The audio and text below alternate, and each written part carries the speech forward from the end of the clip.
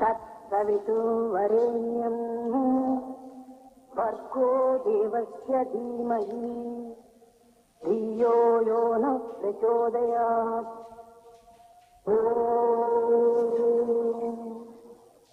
भूर्भुवस्सुवः तत्सवितुर्वरेण्यं भर्गो देवस्य धीमहि धियो यो नः प्रचोदयात्।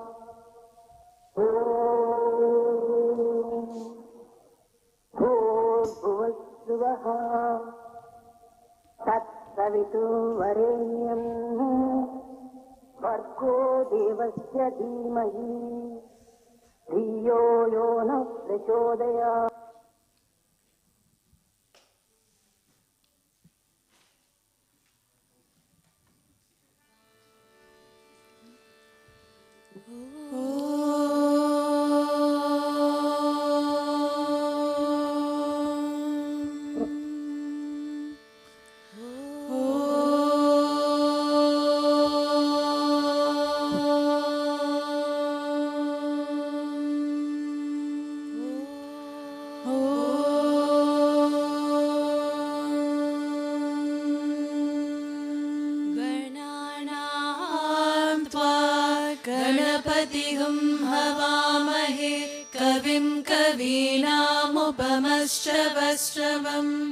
ज्येष्ठराजं ब्रह्मणां ब्रह्मणस्पत आनश्रण्वन्नोतिभिः सीदसादनम्।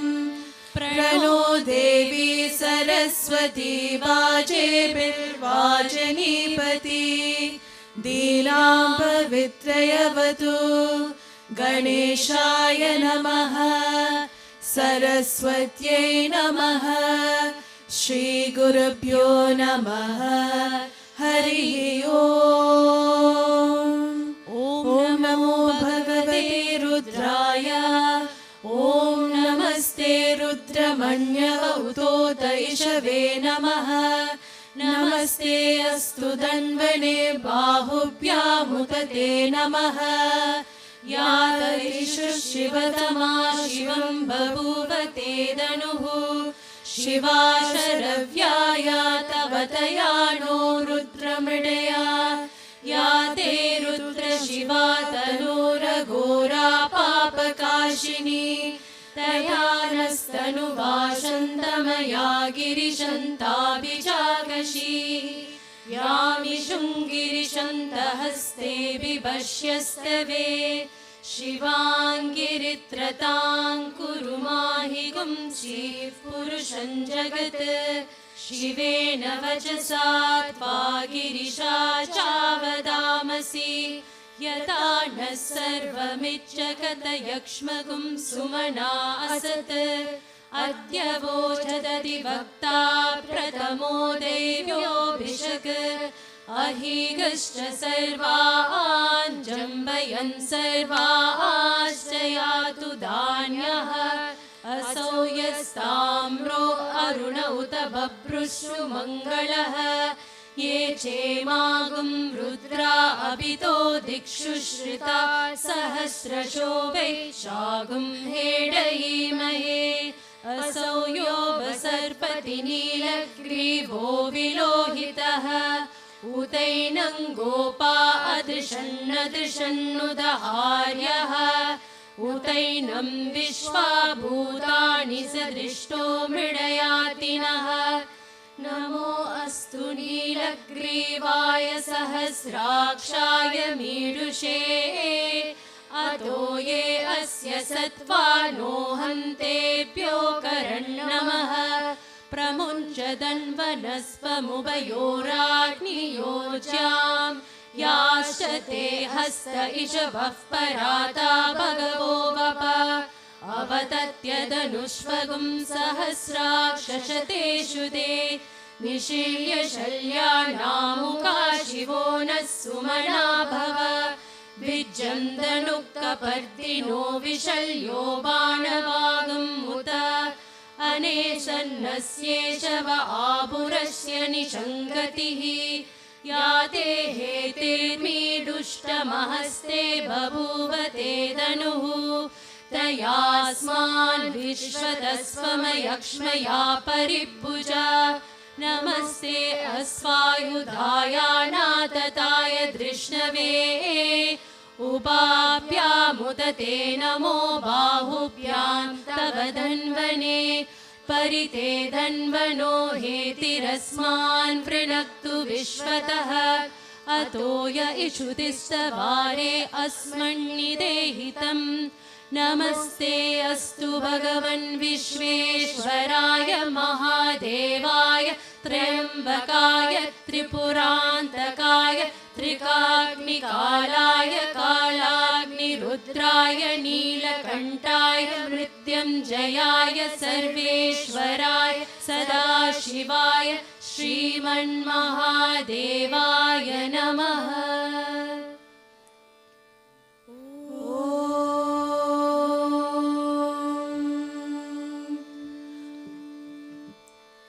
शान्ति शान्ति शान्ति।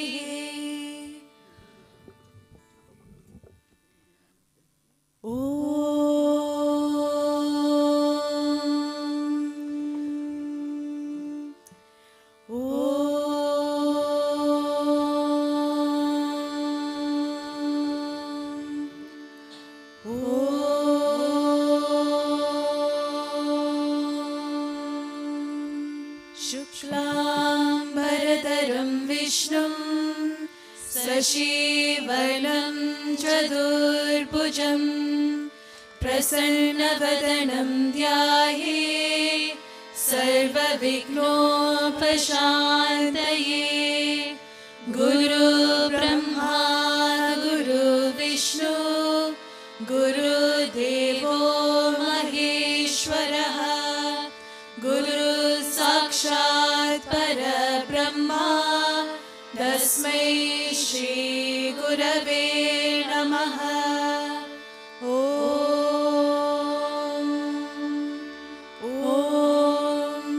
भूर्भुवः स्वः तत्सवितुर्वरेण्यं भर्गो देवस्य धीमहि धियो यो नः प्रचोदयात्। ॐ भूर्भुवः स्वः तत्सवितुर्वरेण्यं भर्गो देवस्य धीमहि धियो यो नः प्रचोदयात्। ॐ भूर्भुवः स्वः तत्सवितुर्वरेण्यं भर्गो देवस्य धीमहि धियो यो नः प्रचोदयात्। ॐ श्री भगवान् सत्य साई बाबाय नमः। ॐ श्री भगवान् सत्य स्वरूपाय नमः। ॐ श्री भगवान् सत्य धर्मपरायणाय नमः। ॐ श्री भगवान् वरदाय नमः। ॐ श्री भगवान् सत्पुरुषाय नमः। ॐ श्री भगवान् सत्यगुणात्मने नमः। ॐ श्री भगवान् साधुवर्धनाय नमः। ॐ श्री भगवान् साधुजनपोषणाय नमः। ॐ श्री भगवान् सर्वज्ञाय नमः। ॐ श्री भगवान् सर्वजनप्रियाय नमः। ॐ श्री भगवान् सर्वशक्तिमूर्तये नमः। ॐ श्री भगवान् सर्वेशाय नमः। ॐ श्री भगवान् सर्वसङ्गपरित्यागिने नमः। ॐ श्री भगवान् सर्वान्तर्यामिने नमः। ॐ श्री भगवान् महिमात्मने नमः। ॐ श्री भगवान् महेश्वरस्वरूपाय नमः। ॐ श्री भगवान् प्रतिग्रामोद्भवाय नमः। ॐ श्री भगवान् प्रतिक्षेत्रनिवासिने नमः। ॐ श्री भगवान् न्यसकाय शिरडिवासिने नमः। ॐ श्री भगवान् ज्योति आदिपल्ली सोमप्पाय नमः। ॐ श्री भगवान् भरद्वाजगोत्राय नमः। ॐ श्री भगवान् भक्तवत्सलाय नमः। ॐ श्री भगवान् नपान्तरात्मने नमः। ॐ श्री भगवान् अवतारमूर्तये नमः। ॐ श्री भगवान् सर्वभयनिवारिणे नमः। ॐ श्री भगवान् नाभस्तम्भसूत्राय नमः। ॐ श्री भगवान् अभयप्रदाय नमः। ॐ श्री भगवान् रत्नाकरवंशोद्भवाय नमः। ॐ श्री भगवान् शिरडी साई अभेदशक्ति अवताराय नमः। ॐ श्री भगवान् शङ्कराय नमः। ॐ श्री भगवान् शिरडी साई मूर्तये नमः। ॐ श्री भगवान् द्वारकामायि वासिने नमः। ॐ श्री भगवान् चित्रावली तटपुटपति विहारिणे नमः। ॐ श्री भगवान् शक्तिप्रदाय नमः। ॐ श्री भगवान् शरणागतत्राणाय नमः। ॐ श्री भगवान् आनन्दाय नमः। ॐ श्री भगवान् आनन्ददाय नमः। ॐ श्री भगवान् आर्तत्राणपरायणाय नमः। ॐ श्री भगवान् अनाथनाथाय नमः। ॐ श्री भगवान् असहाय सहायाय नमः। ॐ श्री भगवान् लोकबान्धवाय नमः। ॐ श्री भगवान् लोकरक्षापरायणाय नमः। ॐ श्री भगवान् लोकनाथाय नमः। ॐ श्री भगवान् दीनजनपोषणाय नमः। ॐ श्री भगवान् मूर्तित्रयस्वरूपाय नमः। ॐ श्री भगवान् मुक्तिप्रदाय नमः। ॐ श्री भगवान् कलुषविदुराय नमः। ॐ श्री भगवान् करुणाकराय नमः। ॐ श्री भगवान् सर्वाधाराय नमः। ॐ श्री भगवान् सर्वहृदयवासिने नमः। ॐ श्री भगवान् फलप्रदाय नमः। ॐ श्री भगवान् सर्वपापशेखराय नमः। ॐ श्री भगवान् सर्वरोगनिवारिणे नमः। ॐ श्री भगवान् सर्वबाधहराय नमः। ॐ श्री भगवान् अनन्तकर्तृणे नमः। ॐ श्री भगवान् आदिपुरुषाय नमः। ॐ श्री भगवान् आदिशक्तये नमः। ॐ श्री भगवान् अवरूपशक्तिने नमः। ॐ श्री भगवान् अव्यक्तरूपिणे नमः। ॐ श्री भगवान् कामक्रोधध्वंसिने नमः। ॐ श्री भगवान् कनकाम्बरधारिणे नमः। ॐ श्री भगवान् अद्भुतचर्याय नमः। ॐ श्री भगवान् आपद्बान्धवाय नमः। ॐ श्री भगवान् प्रेमात्मने नमः। ॐ श्री भगवान् प्रेममूर्तये नमः। ॐ श्री भगवान् प्रेमप्रदाय नमः। ॐ श्री भगवान् प्रियाय नमः। ॐ श्री भगवान् भक्तप्रियाय नमः। ॐ श्री भगवान् भक्तमन्दाराय नमः।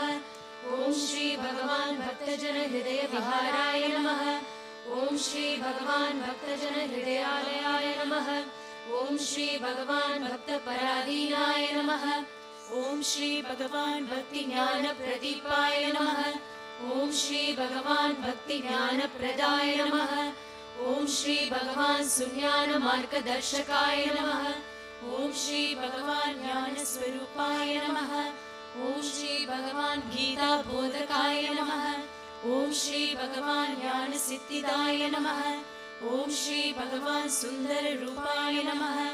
ॐ श्री भगवान् पुण्यपुरुषाय नमः। ॐ श्री भगवान् फलप्रदाय नमः। ॐ श्री भगवान् पुरुषोत्तमाय नमः। ॐ श्री भगवान् पुराणपुरुषाय नमः। ॐ श्री भगवान् अतीताय नमः। ॐ श्री भगवान् कालातीताय नमः। ॐ श्री भगवान् सिद्धिरूपाय नमः। ॐ श्री भगवान् सिद्धसङ्कल्पाय नमः। ॐ श्री भगवान् आरोग्यप्रदाय नमः। ॐ श्री भगवान् अन्नवस्त्रदाय नमः। ॐ श्री भगवान् संसारदुःखशेखराय नमः। ॐ श्री भगवान् सर्वभीष्टप्रदाय नमः। ॐ श्री भगवान् कल्याणगुणाय नमः। ॐ श्री भगवान् कर्मध्वंसिने नमः। ॐ श्री भगवान् साधुमांसशोभिताय नमः। ॐ श्री भगवान् सर्वमतसम्मताय नमः। ॐ श्री भगवान् साधुमानसपरिशोधकाय नमः। ॐ श्री भगवान् साधुकालप्रतिष्ठापकाय नमः। ॐ श्री भगवान् सकलसंशयहराय नमः। ॐ श्री भगवान् सकलतत्त्वबोधकाय नमः। ॐ श्री भगवान् योगीश्वराय नमः। ॐ श्री भगवान् योगेन्द्र वन्दिताय नमः। ॐ श्री भगवान् सर्वमङ्गलकराय नमः। ॐ श्री भगवान् सर्वसिद्धिप्रदाय नमः। ॐ श्री भगवान् नापनिवारणे नमः। ॐ श्री भगवान् नातिहराय नमः। ॐ श्री भगवान् शान्तमूर्तये नमः। ॐ श्री भगवान् सुलभप्रसन्नाय नमः। ॐ श्री भगवान् श्री सत्य साई बाबाय नमः।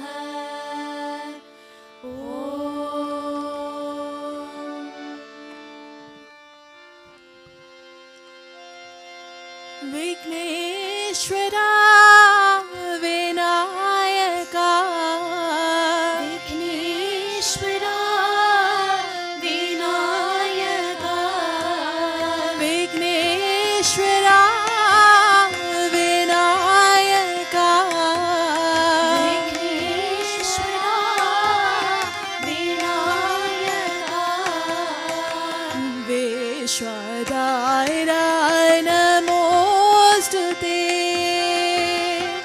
विश्वदाया नमोस्तुते विश्वदायरा नमोस्तुते विश्वदाया नमोस्तुते नमोस्तुते नमोस्तुते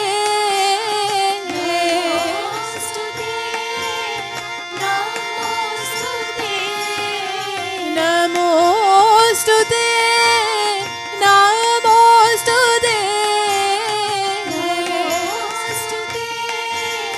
नमोस्तुते विश्वदाय नमोस्तुते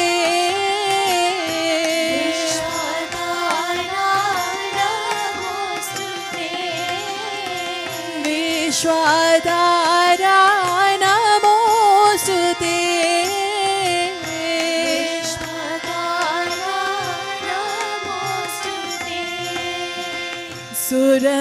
सुरमुनिवन्दित विनायका सुरमुनिवन्दित विनायका सुरमुनिवन्दित विनायका सुरमुनिवन्दित विनायका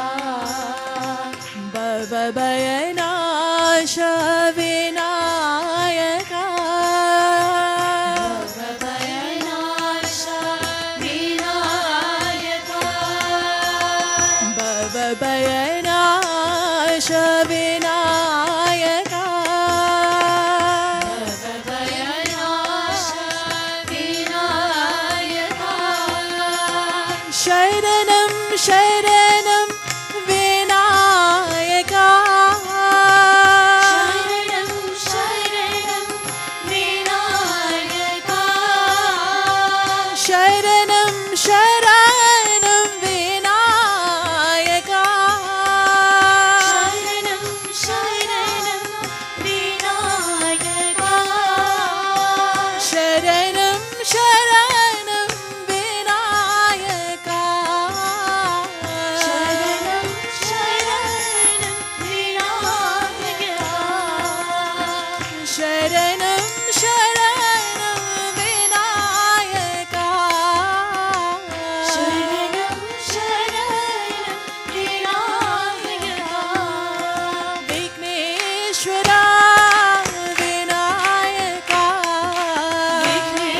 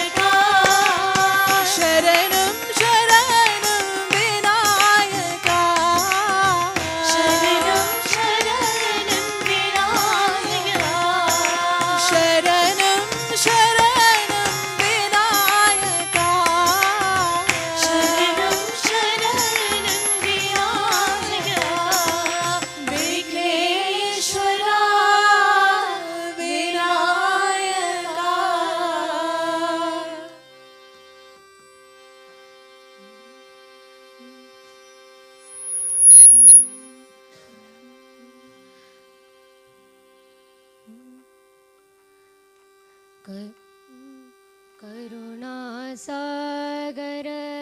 प्रेम स्वरूपा करुणासागर प्रेम स्वरूपा करुणासागर प्रेम स्वरूपा करुणासागर प्रेम स्वरूपा पाप विमोचन पाप विमोचन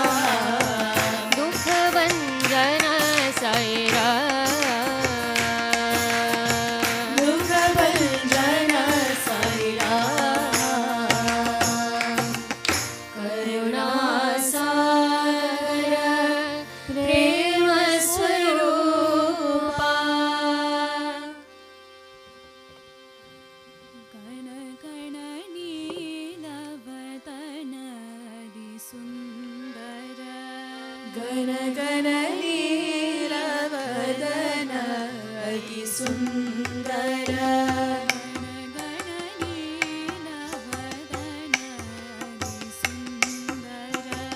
ಗನ ಗನ ನೀಲವದನ ಅತಿ ಸುಂದರ ಮೇಘ ಶ್ಯಾಮಲ ಮಾಧವ ಮುರಹರ ಮೇಘ ಶ್ಯಾಮಲ ಮಾಧವ ಮುರಹರ ಮೇಘ ಮಾಧವ ಮುರಹರ ಮೇಘ ಶ್ಯಾಮಲ ಮಾಧವ ಮುರಹರ ಗಣ ಗಣ ನೀಲವದನ ಅತಿ ಸುಂದರ ಗಣ ಗಣ ನೀಲವದನ ಅತಿ ಸುಂದರ ಮಂದ ಸ್ಮಿತ ಮುಖ ರಾಧಾ ಮನೋಹರ ಮಂದ ಸ್ಮಿತ ಮುಖ ರಾಧಾ ಮನೋಹರ ಮಂದ ಸ್ಮಿತ ಮುಖ ರಾಧಾ ಮನೋಹರ ಮಂದ ಸ್ಮಿತ ಮುಖ ರಾಧಾ ಮನೋಹರ ಗೋವಿಂದ ಗೋಪಾಲ ನಟವರ ಗಿರಿಧರ ಗೋವಿಂದ ಗೋಪಾಲ ನಟವರ ಗಿರಿಧರ ಗೋವಿಂದ ಗೋಪಾಲ ನಟವರ ಗಿರಿಧರ ಗೋವಿಂದ ಗೋಪಾಲ ನಟವರ ಗಿರಿಧರ ಮೇಘ ಶ್ಯಾಮಲ ಮಾಧವ ಮುರಹರ ಮೇಘ ಶ್ಯಾಮಲ ಮಾಧವ ಮುರಹರ ಮೇಘ ಶ್ಯಾಮಲ ಮಾಧವ ಮುರಹರ ಮೇಘ ಶ್ಯಾಮಲ ಮಾಧವ ಮುರಹರ ಗಣ ಗಣ ನೀಲವದನ ಅತಿ ಸುಂದರ ಗಣ ಗಣ ನೀಲವದನ ಅತಿ ಸುಂದರ ಮೇಘ ಶ್ಯಾಮಲ ಮಾಧವ ಮುರಹರ ಮೇಘ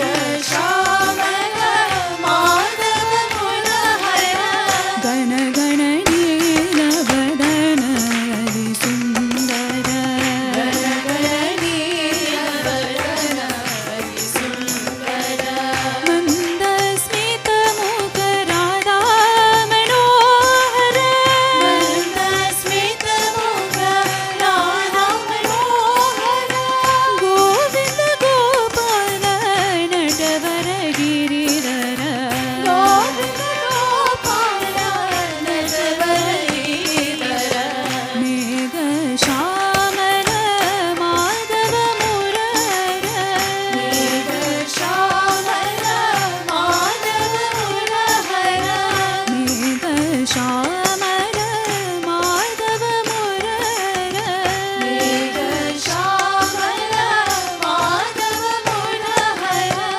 ಗಣ ಗಣ ನೀಲವದನ ಅತಿ ಸುಂದರ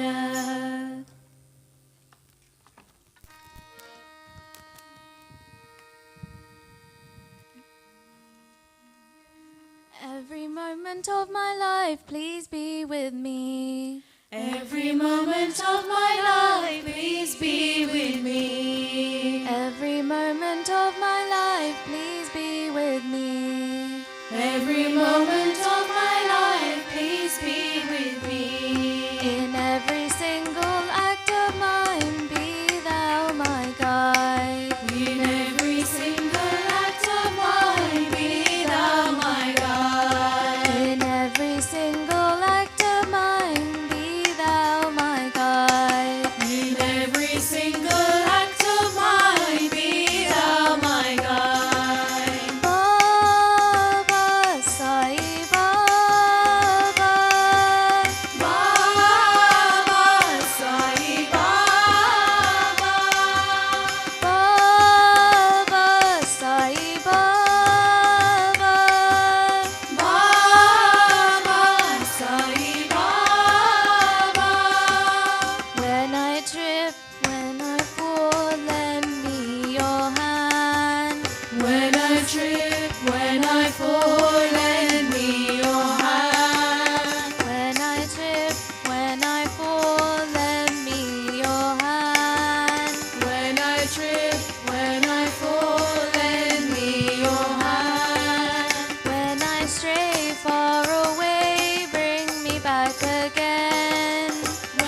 stray far away, bring me back again.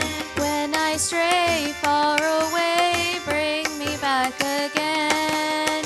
When I stray far away, bring me back again. Baba Sai Baba, Baba Sai Baba, Baba Sai Baba, Baba Sai Baba. from the darkness into light, lead me, Father. From the darkness into light, lead me, Father. From the darkness into light, lead me, Father. From the darkness into light, lead me, Father. From unreal to the real. From unreal to the real. From unreal to the real. From unreal to the real. Baba Sai Baba, Baba Sai Baba. Baba Sai Baba,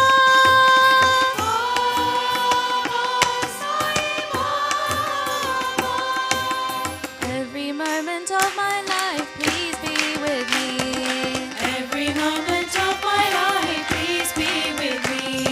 In every single act of mine, be thou my guide. In every single act of mine, be thou my guide. Baba Sai Baba, Baba Sai Baba. when I slip, when I fall, lend me your hand. When I slip, when I fall, lend me your hand. When I stray far away, bring me back again. When I stray far away, bring me back again. Baba Sai Baba, Baba Sai Baba. from the darkness into light, lead me, Father. From the darkness into light, lead me, Father. From unreal to the real. From unreal to the real. Baba Sai Baba,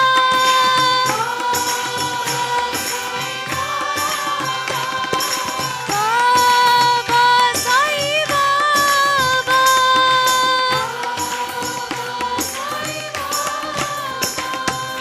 Every moment of my life, please be with me.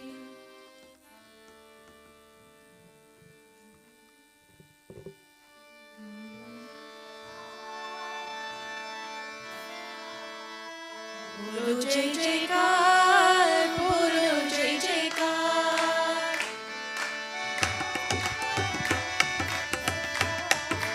Bolo Jai Jaikar, Bolo Jai Jaikar. बोलो जय जयकार साई बाबा की। बोलो जय जयकार साई बाबा जी। बोलो जय जयकार साई बाबा की। बोलो जय जयकार साई बाबा जी। पतित पावना है घनश्यामा, पतित पावना हे घनश्यामा। पतित पावना है घनश्यामा, पतित पावना हे घनश्यामा। साई गोपाला है घनश्यामा, साई गोपाला हे घनश्यामा। प्रेम भगवान साई भगवान, प्रेम भगवान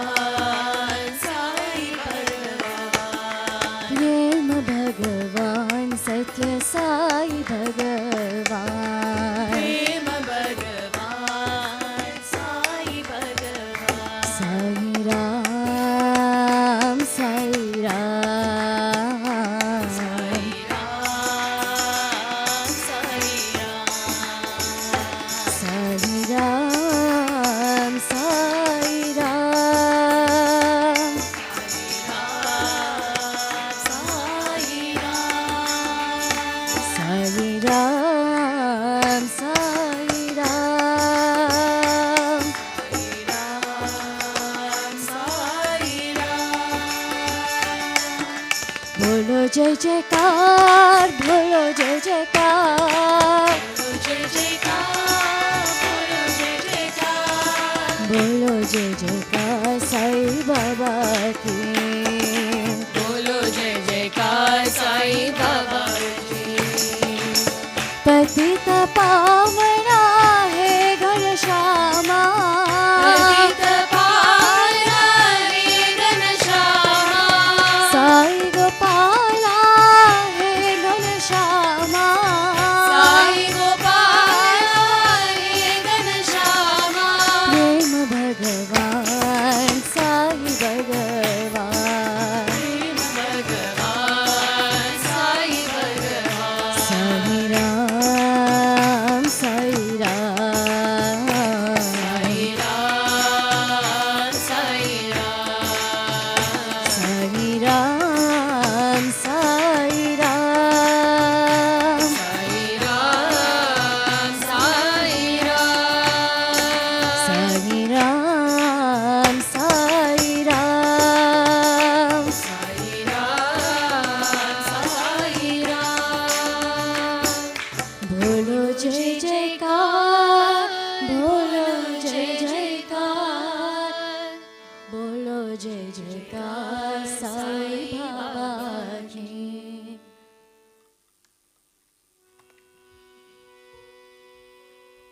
Remind me, my Lord, remind me, my Lord, remind me, my Lord, who I am. Remind me, my Lord, remind me, my Lord, remind me, my Lord, who I am. Remind me, my Lord, remind me, my Lord, remind me, my Lord, who I am. Remind me, my Lord, remind me, my Lord, remind me, my Lord, who I am. I am eternal. I am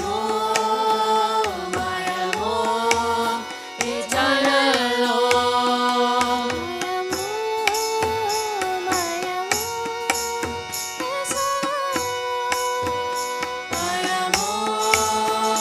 I am Om, eternal Om. Through this life of distraction and of illusion, remind me, my Lord, who I am. Through this life of distraction and of illusion, remind me, my Lord, who I am. Through this life of distraction and of illusion, remind me, my Lord, who I am. Through this life of distraction and of illusion, remind me, my Lord, who I am. I am truth, I am peace, divine bliss. I am truth, I am peace, divine bliss. I am truth, I am peace, divine bliss. I am truth, I am peace, divine bliss.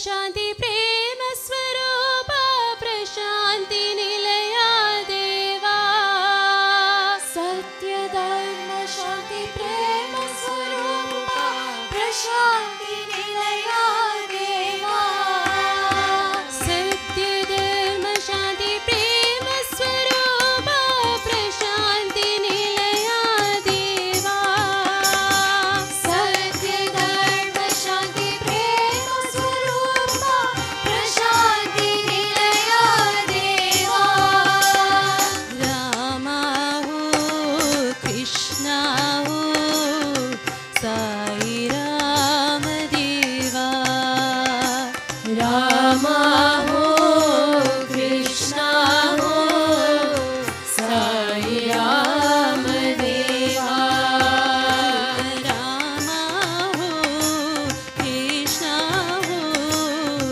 Sai Ram देवा रामा हो कृष्णा हो साई राम देवा शिव शक्ति स्वरूप बाबा हे दीन बालना बाबा शिव शक्ति स्वरूप बाबा हे दीन बालना बाबा हे प्रशान्ति निलया देवा हे पूर्णवतारा बाबा हे प्रशान्ति निलया देवा हे पूर्णवतारा बाबा अल्लाह मौला हो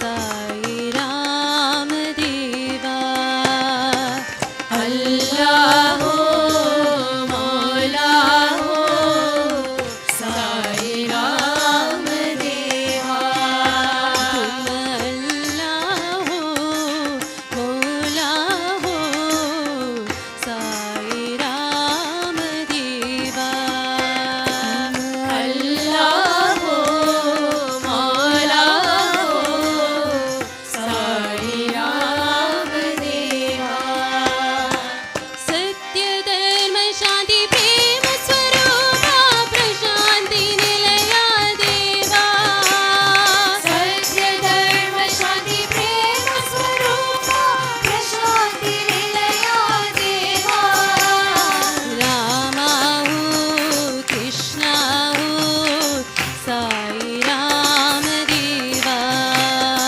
रामा हो कृष्णा हो साई राम देवा शिव शक्ति स्वरूप बाबा हे दीन बालना बाबा शिव शक्ति स्वरूप बाबा हे दीन बालना बाबा हे प्रशान्ति निलया देवा हे पूर्णवतारा बाबा हे प्रशान्ति निलया देवा हे पूर्णवतारा बाबा अल्लाह मौला हो साई राम देवा अल्लाह मौला हो साई राम देवा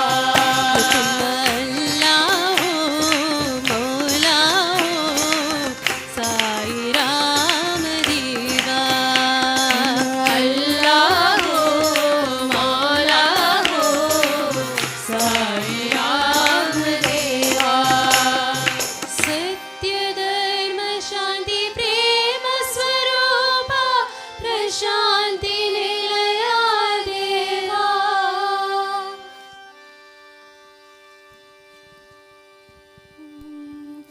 जय राम हरे जय सीता राम हरे जय राम हरे जय सीता राम हरे जय राम हरे जय राम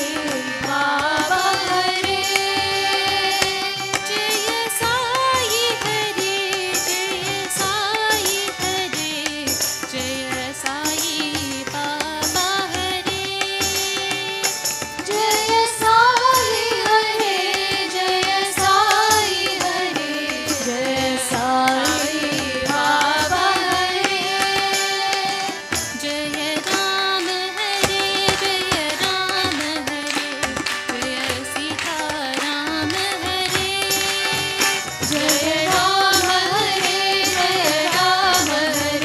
जय सीता राम हरे जय कृष्ण हरे जय कृष्ण हरे जय राधा कृष्ण हरे जय कृष्ण हरे जय कृष्ण हरे जय राधा कृष्ण हरे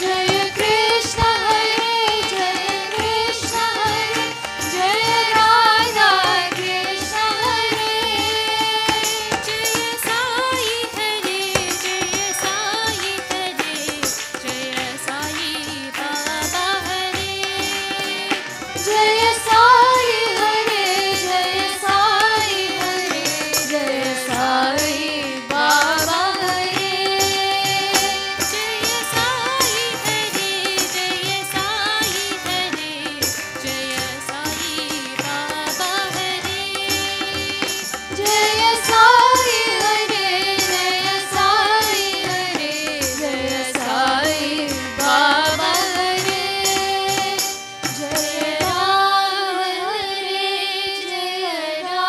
हरे जय सीता राम हरे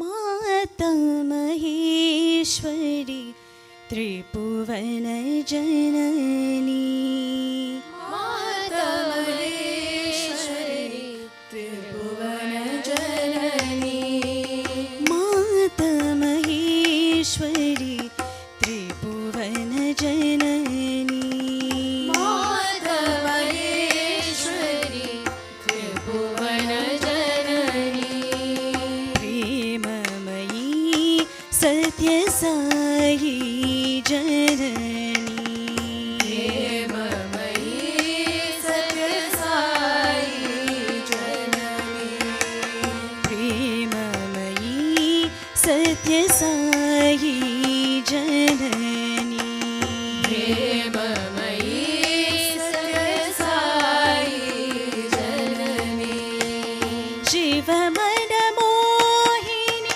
पाप विनाशिनी शिव मन मोहिनी पाप विनाशिनी शिव मन मोहिनी पाप विनाशिनी शिव मन मोहिनी पाप विनाशिनी वेद कलामयी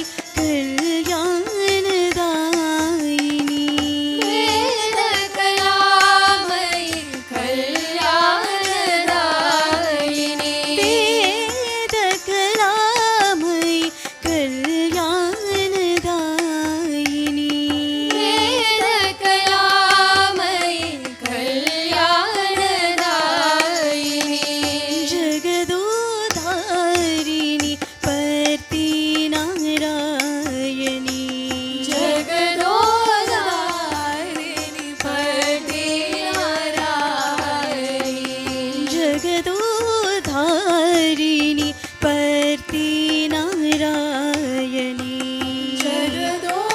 जगदोधारिणी पति नारायणी प्रेममयी सत्य साई जननी प्रेममयी सत्य साई जननी प्रेममयी सत्य साई जननी प्रेममयी सत्य साई जननी माता महेश्वरी त्रिभुवन जननी माता महेश्वरी त्रिभुवन जननी प्रेममयी सत्य साई जननी प्रेममयी सत्य साई जननी शिव मन मोहिनी पाप विनाशिनी शिव मन Mohini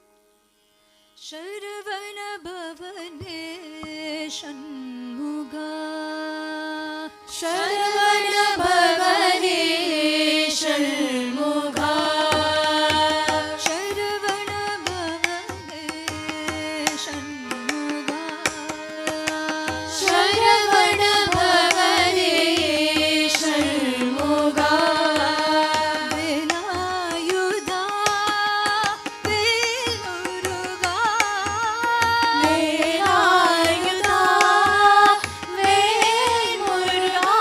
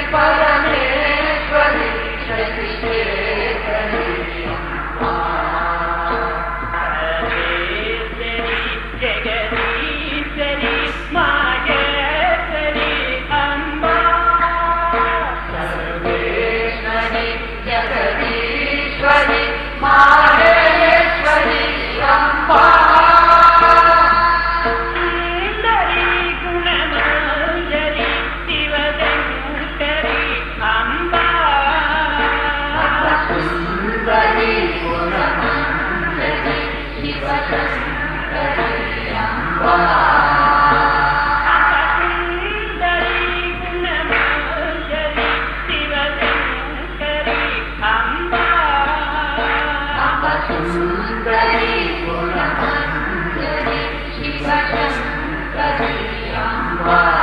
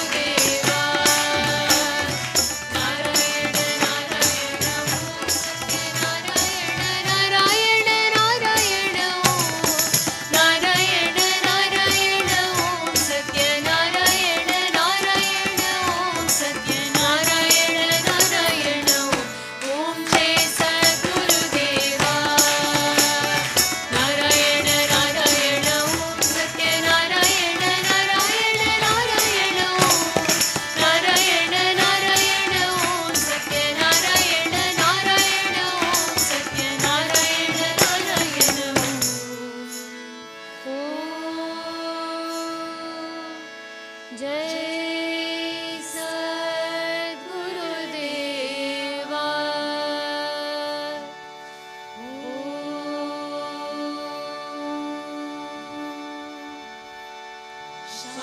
Shanti, Shanti, Shanti. Paramam pavitram Baba Vibhutim, Paramam Vichitram Leela Vibhutim, Paramatma Ishvara Moksha Vinayam, Baba Vibhutim Idamashayami, Paramandavaslam Baba's Vibhutim, Paramam Vichitram Leela Vibhutim, Sarasakshi Sisarji Moksha Direction, Baba's Vibhutim, His power protects me.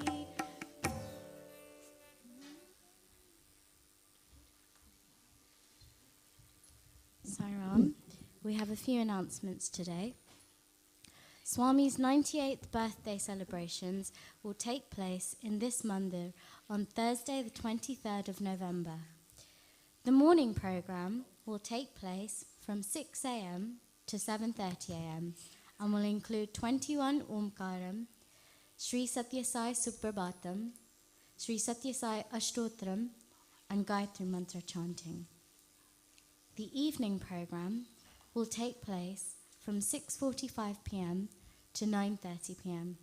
and will include Vedam, an Unjal song, a special bhajan, a devotional song, the birthday song, cake cutting, and Mangala Arathi.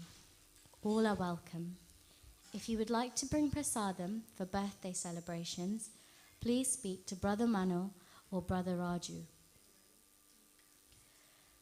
Secondly, we are hosting the annual Interfaith service after Bhajan today. This will include readings, prayers, and songs by members of all faiths. We will now have a short video of Swami, followed by talks by Sisters Vidyu Narayan and Meera Dayalan to mark the Ladies' Day. Jai Sai Ram.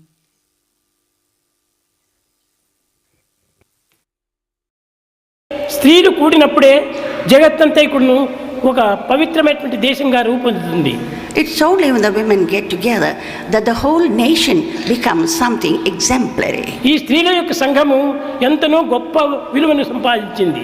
So this society of women lends it a lot of dignity. ఇటువంటి స్త్రీల యొక్క తత్వమును ఈనాటి పురుషులు కూడాను గుర్తించడానికి ప్రయత్నించడం లేదు. So men should make an effort to understand this value in women. దేశమును కూడాను హస్తగతము గావించుకునేటువంటి శక్తి కలిగినటువంటి స్త్రీలు ఈ స్త్రీలు. These women are those who can really do such things in the world. స్త్రీలు కేవలం సామాన్యమైనటువంటి యొక్క బానిసలుగా భావిస్తున్నారు అనేక మంది పురుషులు.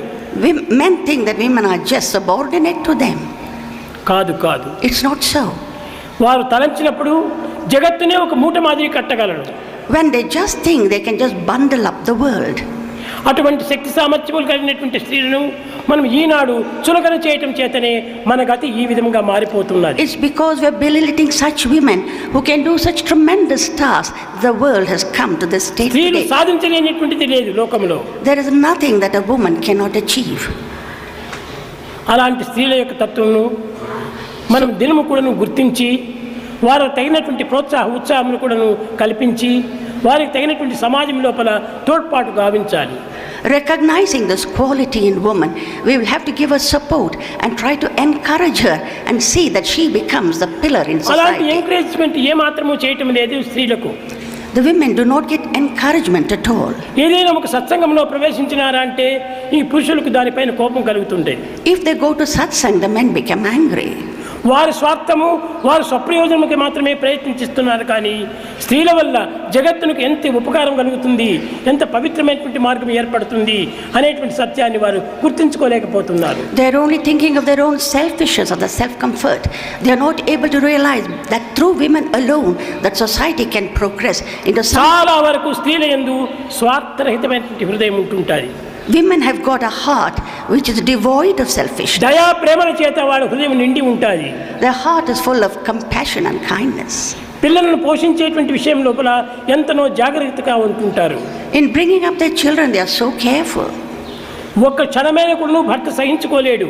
Even one moment the husband cannot కానీ ఆ tolerate it. పిల్లలను పోషించేటువంటి విధానంలో రాత్రింపగలు కూడాను స్త్రీలు ఎంతనో పాటుపడుతుంటారు. Night and day the woman will strive to look after her child. ఆ పిల్లల యొక్క ప్రవర్తన కోసం ఎన్నో విధమైనటువంటి యొక్క తోడ్పాట్లు కూడా చేస్తుంటారు. And she will always support the child in many of its actions and thoughts.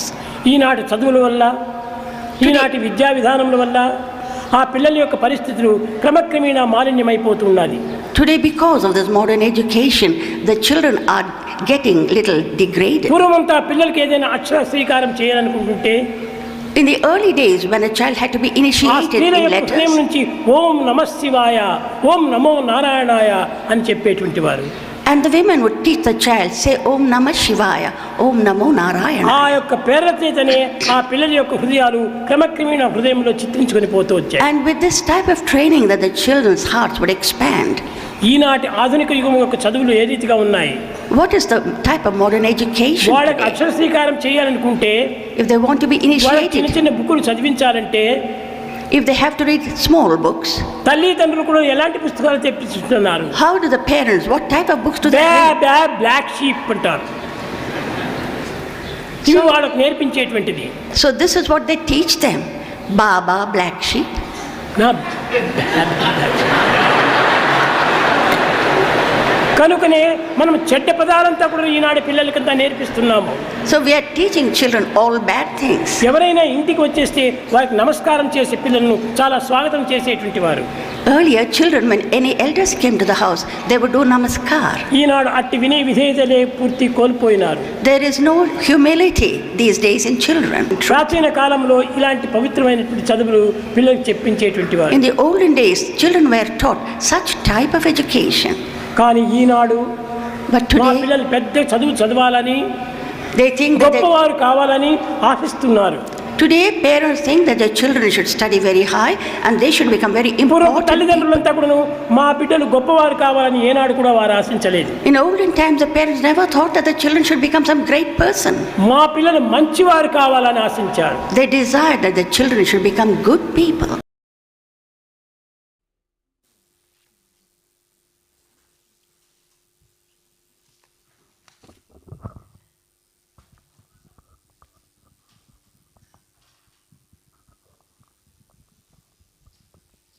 Sairam, as we are celebrating Ladies' Day today, this wouldn't be complete without an uplifting speech about Ladies' Day. Mrs. Vidyalata Narayan, wife of Dr. Mahesh Narayan, hails from a family of long-standing devotees of Bhagavan Sri Sathya Sai Baba. Her father, Professor D. Narendra, was the first principal of the Sri Sathya Sai College for Boys that Swami started in Brindavan, Whitefield.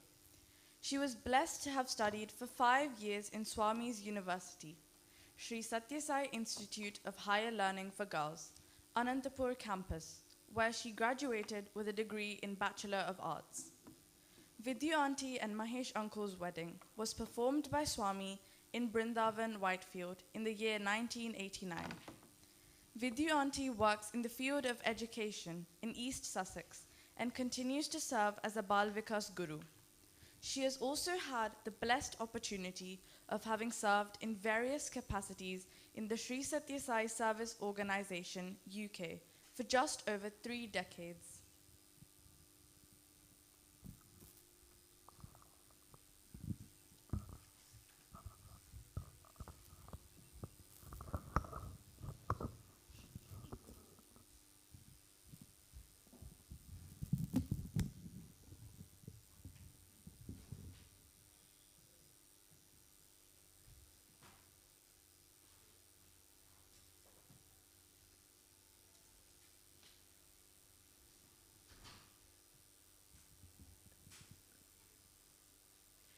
My most prayerful pranams at Bhagwan's divine lotus feet. Respected elders, dear sisters, dear brothers, Sai Ram to all of you. A very happy Ladies' Day. And my husband said, every day is Ladies' Day. What's new?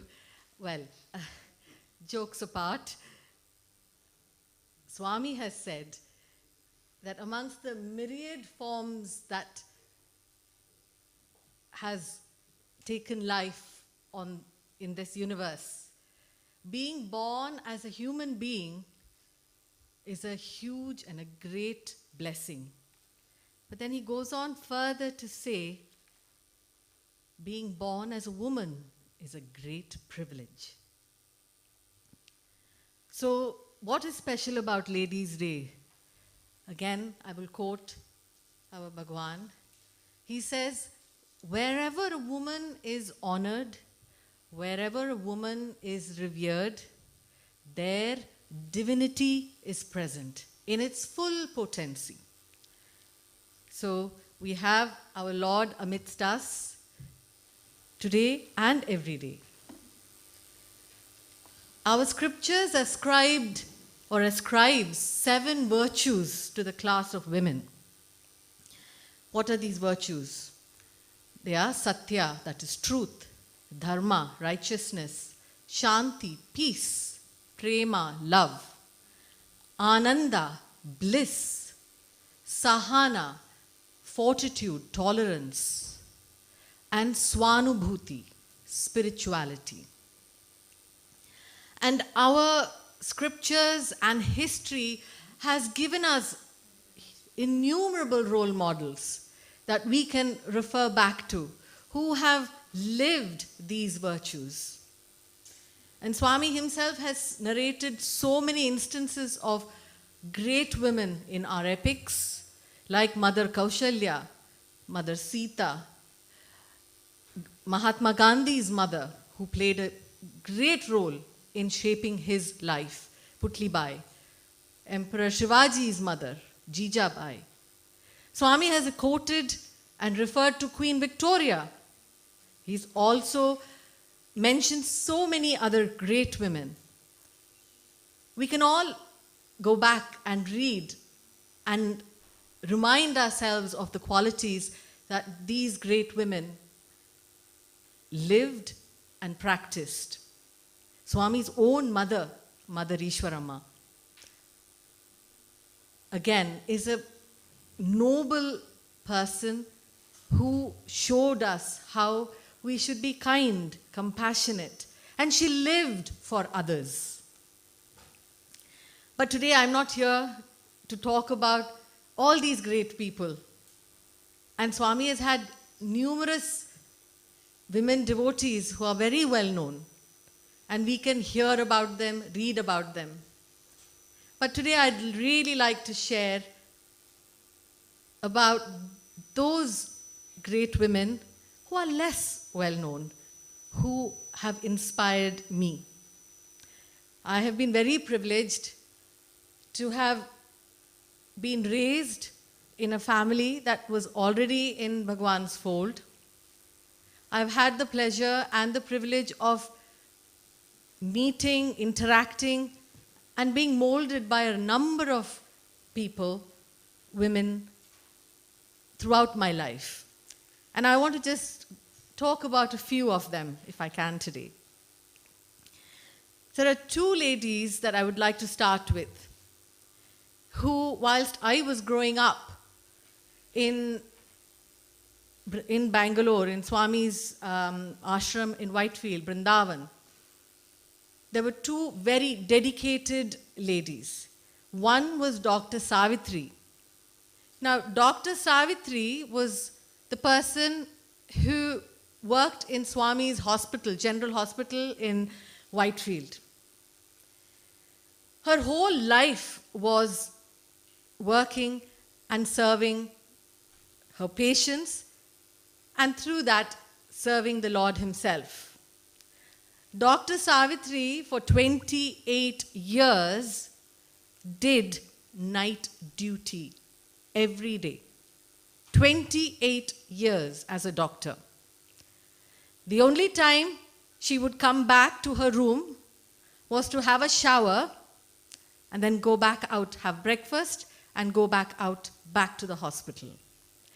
And the only time she had off from her night and day duty was when she would go to Prashanthi Nilayam for Swami's birthday or one such occasion. It was very, very rare, 2 or 3 times, and that would be just for the day. The dedication, the devotion,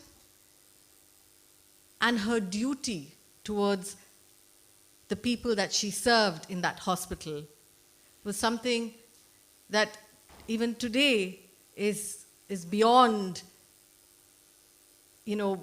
somebody who could do that for 28 years. And Swami has referred to her in his discourses as well and praised her for her dedication.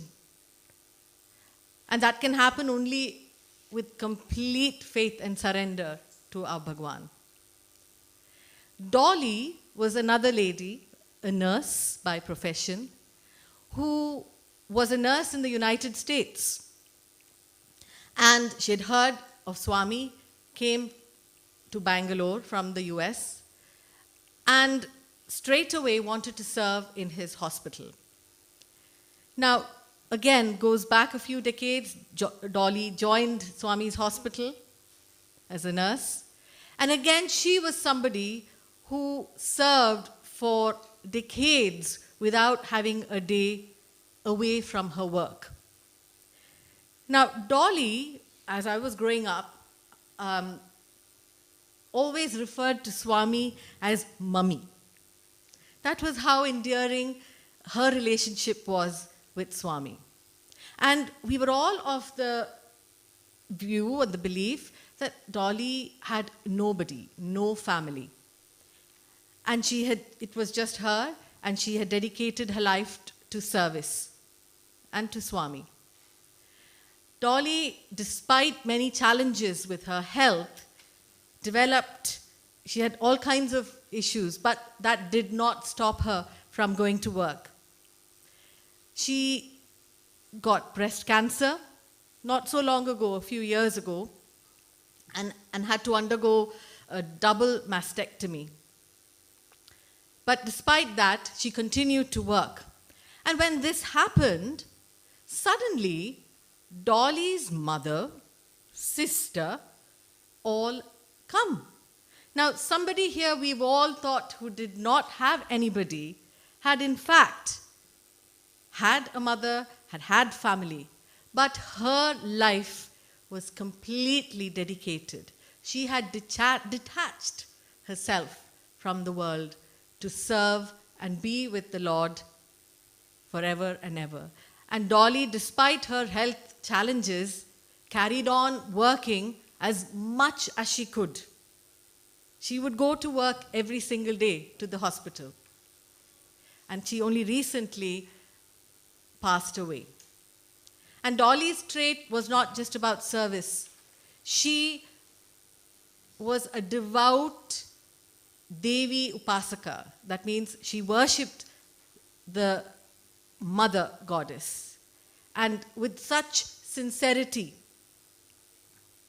And these are things and simple people that throughout our lives have touched us and have touched me.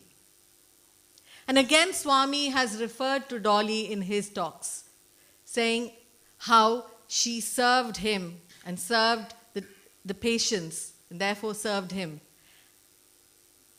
and how pleased he was with that service and that dedication. Now, I want to go on to another person.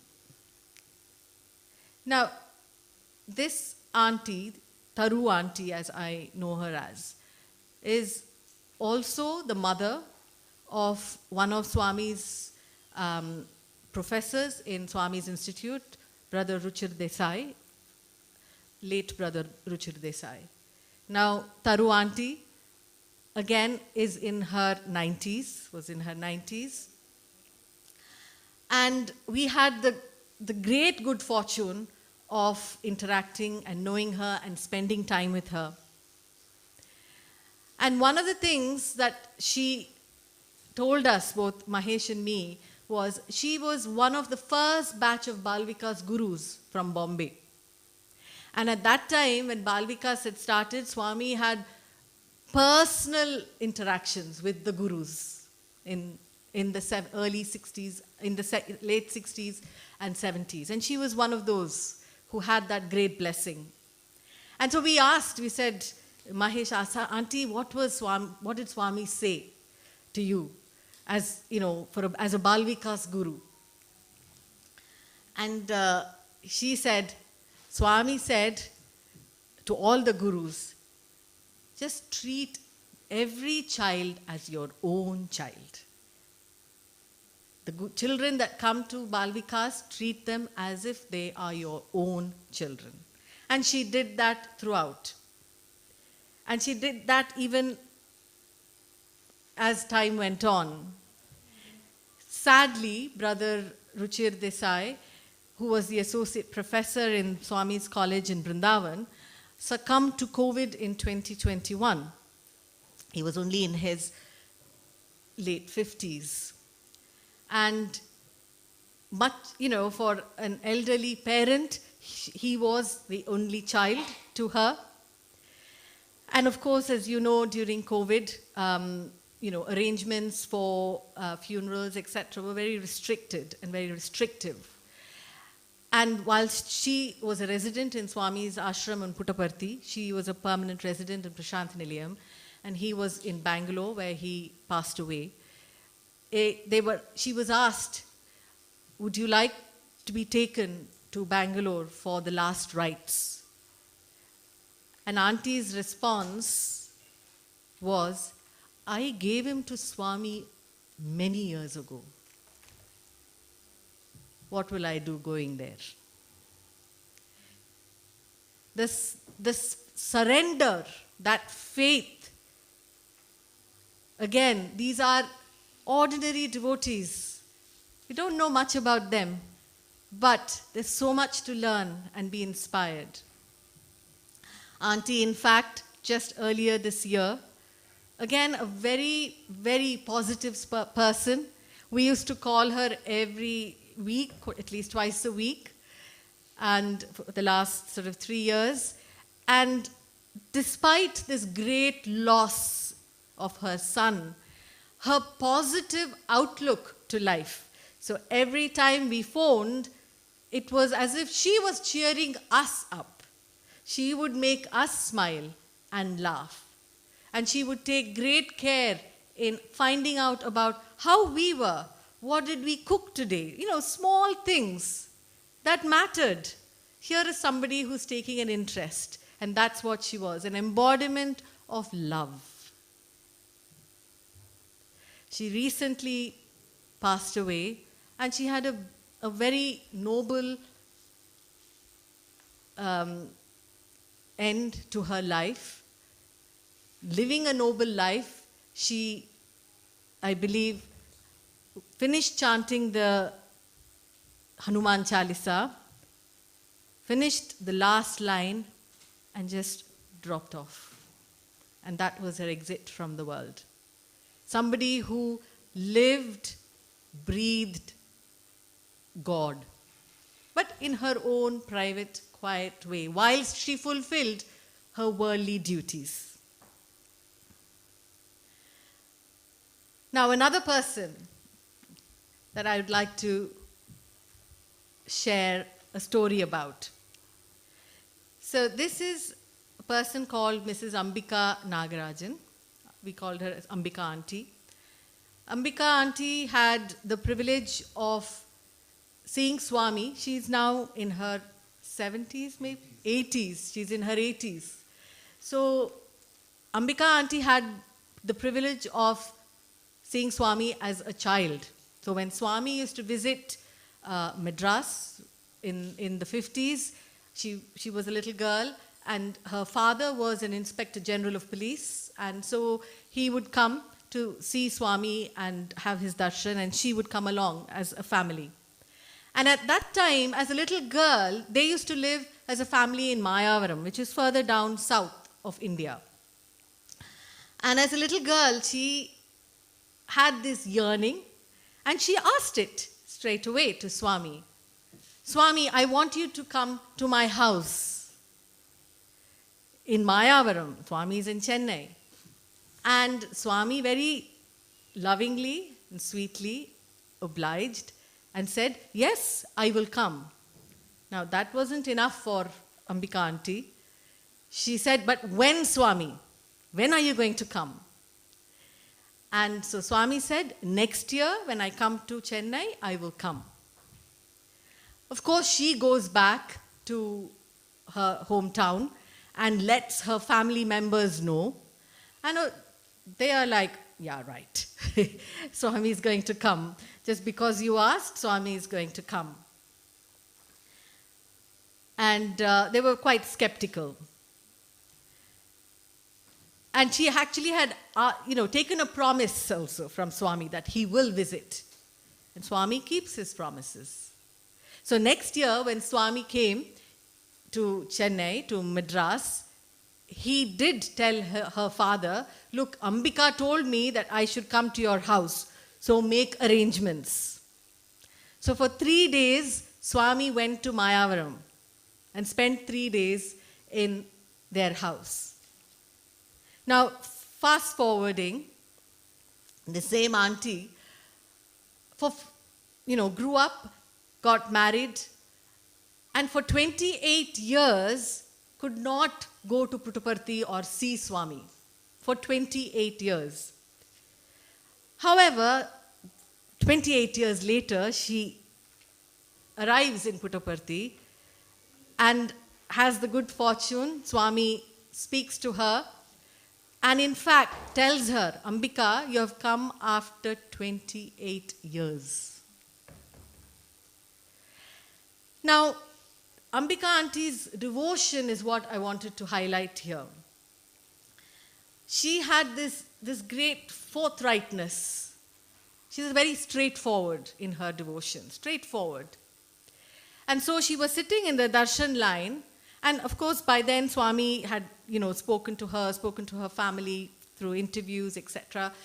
And so she was in one of the visits seated in the darshan line, and Swami, by then, a couple of years have gone where she's had the physical proximity to Swami, and every time Swami has paid attention to her, her family spoken.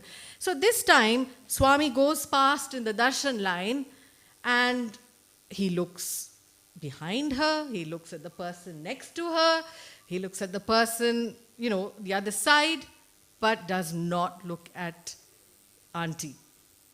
Now, of course, if it were me, I would have just kind of wormed my way even further back or down and sunk, But auntie was not like that. Ambika auntie was very forthright, as I said, and she pipes up and she says, Swami, idu pudikala enakku. I don't like this. And then he mischievously turns around and he said, I was only testing, Amma. That didn't stop her. She says in Tamil, Na test kete na Swami. Did I ask for a test? And then Swami goes on to say, see, in order to go from first grade, first standard to second standard, you have to write first grade to second grade, you have to write an exam, you have to write a test, isn't it? She says, did I ask to go to the second grade, Swami? I am happy where I am. And then Swami tried again and he said, see, gold, in order to make it into a beautiful chain, you have to put it in the fire, you have to beat it, you have to twist it, you have to do all of those things and pull it out, and then it will become, and in order to make a beautiful chain. And she said, Swami, did I ask for the chain? Did I ask for the gold? I only want the goldsmith. Look at that. Again, Swami then, of course, was so happy. There were, I think she had come with a group of people, because by then people knew if you go with Ambika, you will get an interview for sure. So there were lots of people who had joined her, and come from Chennai. So Swami went on saying, you want gold chain or you want goldsmith? And everybody, goldsmith, goldsmith, goldsmith. But that is that pure love and pure devotion of this simple housewife called Mrs. Ambika Nagaraj. And I've had this privilege of knowing her in those 28 years that she wasn't able to go to Puttaparthi.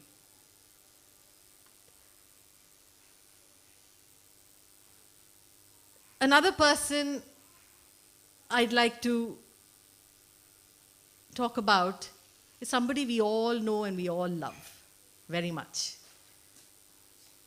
You may know her as Karune Sakka. I know her as Amma. Some of all the children may know her as Karune Santi. Now, this was one of the Sai Mahimas, I think Sai Mahima 5. With Sai Mahima, Swami called the entire group into the Mandir after the program, after the performance, into the Mandir. And Swami spoke to the group, and at the end, he gave the Vibhuti baskets, one to the gents side, somebody on the gents side, and one on the ladies side, and he gave it to Karune Santi. And he said, distribute the Vibhuti, which she dutifully did to the entire group amongst the ladies' side. And then she went back and she handed the basket back to Swami. And Swami said, you also take. Now, auntie is nobody's. It's not going to give in that easily. She said, Swami, you give. She knew better. And she knows that whatever Swami gives is for our best. He gives only the best. And that was the best thing she could ask. And of course, Swami dived deep into the basket and gave her those Vibhuti packets. That presence of mind to be able to make that right decision doesn't come without the sadhana that goes with it.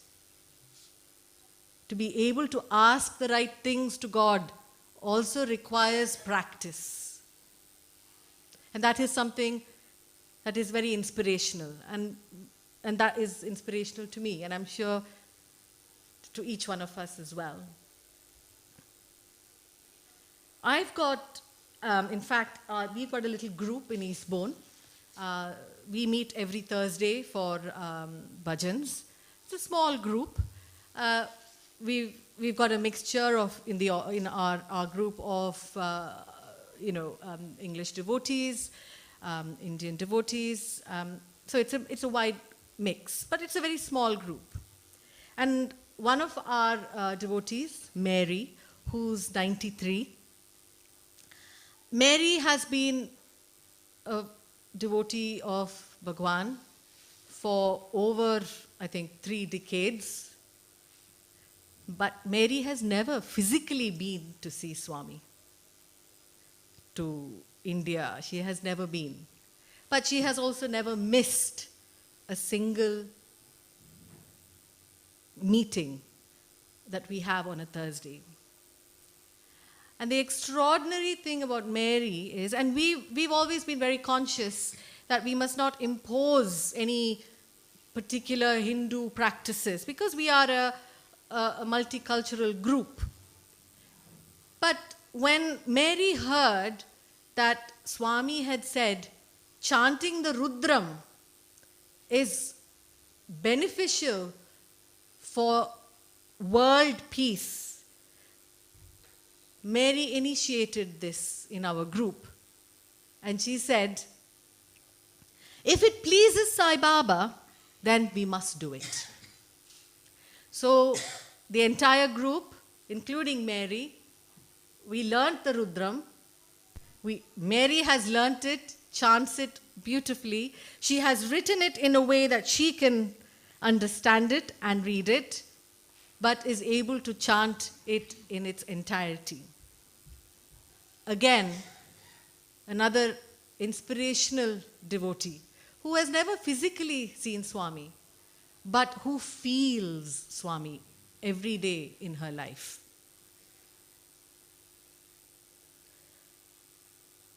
I'll just wrap up with a couple of experiences of my family members. I want to talk about my two grandmothers. They have been, both my maternal grandmother and my paternal grandmother, have been great role models and influences in molding me and the rest of our family. Both of them are quite different in that my paternal grandmother had the good fortune of seeing Swami very early on, in the 50s itself. But as a family, we came to Swami in the 60s. But she had this incredible relationship of treating Swami as her child. So it was this maternal, this sense of vatsalyam, that is the, this maternal feeling. And we've had the good fortune that Swami, when I was young and growing up, we had the good fortune of Swami visiting our family home many times, both in Madras as well as in Bangalore. And so my grandmother would have the opportunity, along with the other ladies of the house, to cook for Swami. And that was one of the things that she would do beautifully. And almost every time she would have the opportunity, she would say to Swami, "Swami, what can I cook for you today? What can I get for you? What can I cook?" And Swami, like a child, would also respond and say, "Oh, you make this really well." She used to make kurma very well. My grandmother used to make rasam very well. So he will say, "You make this kurma very well, send that," or rasam. And that was the relationship she had. She was very, again, able to be free. And that was that pure love that she showed. And Swami responded. And in her later life, they lived in Prashant Nilayam. Both my sets of grandparents resided in Prashant Nilayam towards the latter part of their lives. And this grandmother, whilst she was quite disabled with quite severe arthritis, that did not stop her from wanting to do something for somebody. So her only seva she could think of was in relation to her cooking. So what she would do was, lots of people that they knew who were living on their own, who did not have anybody, would either be coming home to the apartment, to the flat in South Prashanti for breakfast. So she will be cooking breakfast and feeding them. There will be some elderly people who live on their own in the ashram that did not have anybody, who needed some nutritious food, and again she would be sending tiffin boxes. So every day of her life, we saw her just giving her time, cooking and feeding those that did not have somebody to do it for them, or the help. And when I think Mahesh, my husband, asked her, "But Aji, how do you do this?" She says, "This is the only seva I can do. I can't do anything else." So here again was somebody that just showed me, grab any opportunity, anything is as an offering to Swami becomes seva. And she did it not just, while she was cooking and chopping, and it was singing God's name. She sang very well. She sang kirtanas, she sang bhajans, and she used to do that all the time. So prayer and service. My other grandmother was Mrs. Leela Sundar Rao. My other paternal grandmother was Padma Damodar. My maternal grandmother was a very private person, quite the opposite. And everything was, she held it within her. Nothing was a show. Her prayer was a very private thing. And whilst she had the physical access to talk to Swami, she never did. Her way of communicating to Swami was writing letters and not giving it to him, because she could have done it. She will write letters, anything that was on her mind and she wanted to say to Swami, she would write her letter and just leave it behind his picture in the shrine room. And sure enough, Swami would answer whatever was in that prayer in that letter. And in one of those times, my uncle, that is her youngest son, when he was sent abroad to America to study, in all good faith he was sent. This was in the 70s.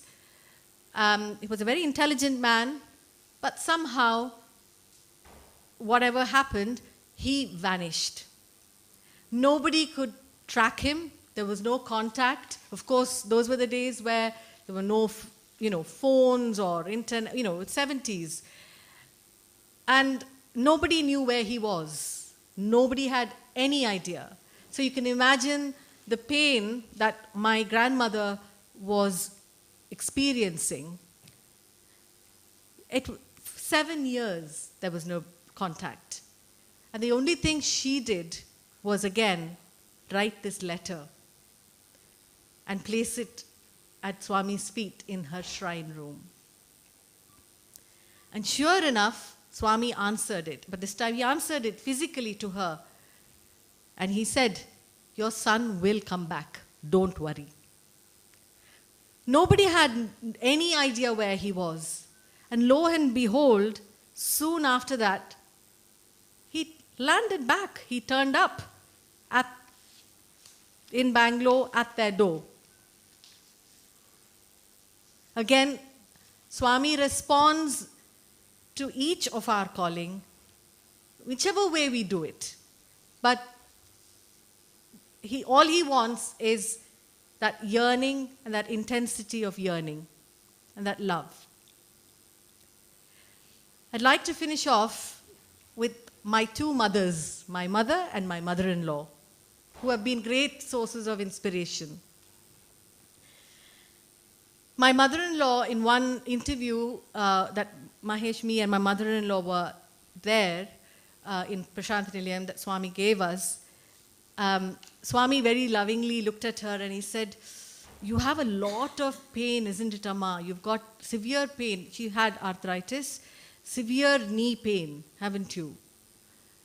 And she turned around, her instant response was, "Swami, at this age, I'm able to walk. That is your grace. That is enough."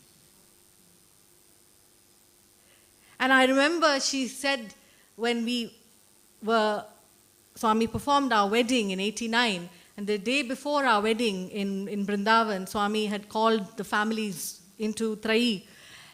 And he looked at my mother-in-law and he said, but Mahesh was going to come abroad. And he said, "But what will you do because all her children were away and Mahesh was the youngest. When he goes, who will look after you?" And her instant response to Swami was, "But you're there, Swami."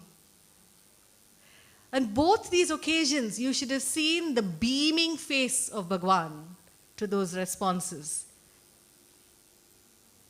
Again, complete surrender is what I learnt from somebody who otherwise continued to perform her worldly duties in the best way she could. But this silent strength of faith and surrender is something that she demonstrated in those responses to me. And finally, my mother. My mother, again, was not somebody who was very open in her prayer, or the only thing that she would do was on a Friday was worship, again, Devi, Mother goddess. And it wasn't like, elaborate. We had a figurine of the goddess, and she would do abhishekam to it and then decorate it with garlands and all of that. And in those days, we also had the good fortune of Swami visiting our home in Bangalore. And often our home was actually quite well situated, because Swami would visit many devotees in the city and in their homes. We were en route. We were in Alsur by the Alsur lake, and so it was en route back to Whitefield. And again, this was a very small thing that my mother did very quietly on a Friday, but she never missed her Friday puja. And on one such Friday, Swami drives in. It was not a planned visit at all. We had planned visits where Swami was invited and he would come. But we also had visits where it was a surprise visit, that Swami would just dart in Swami's car and they would drive in, and Swami would come just to visit for 5-10 minutes and go. And it was one such occasion where Swami's car drives in. We are not really prepared to welcome Swami. It is just a regular Friday, a regular weekday, as they say. And Swami comes in, Swami's car comes in, he has whoever he has brought with him. And my mother rushes out. I was also there. I was a school going child at that time. My brother was also there. And we see Swami's car come, pull up at the porch. And so we rush out. My mother rushes out. And the first thing that Swami says when he opens the door and gets down, "Friday, isn't it today? See, I have come." And graciously, Swami comes in to the house, goes to our puja room. The Arathi that was to be done for Devi, and the garland that was to have been put on Devi, Swami accepted the garland himself. We were able to offer it to Swami and do the Arathi for Swami. He was there literally for that 5-10 minutes. There was nothing to give Swami in terms of to offer, food, anything at all. But he just came, and that was, as soon as he got down, he said, "It's Friday, isn't it? See, I have come." It might have been my mother's yearning that Swami should come. But she never had expressed that, but he listens. So, my dear sisters and brothers, we don't have to look far, look in history, look in our epics.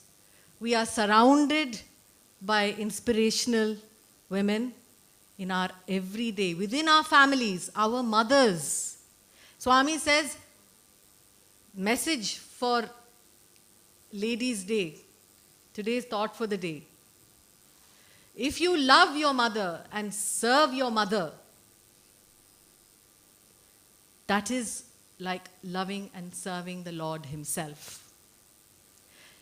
So let us salute and honor and revere all the women that are part of our lives, in our homes, in our communities, friends, families, and the world over. Everyone has that divine spark. Let us recognize and salute that divine spark within each and every one of us. So once again, a happy Ladies' Day and Sai Ram.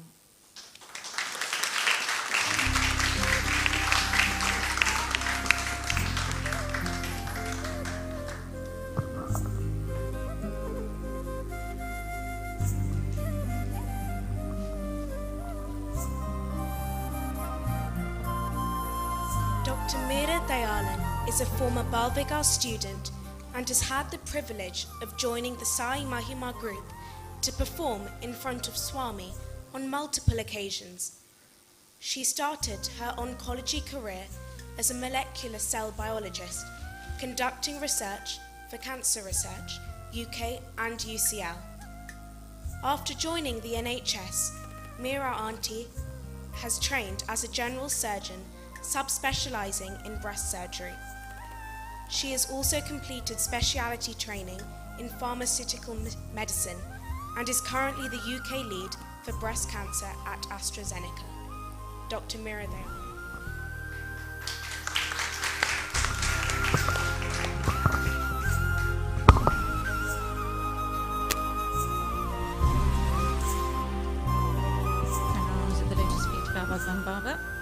I'm just going to move this down because I'm not as tall as most people.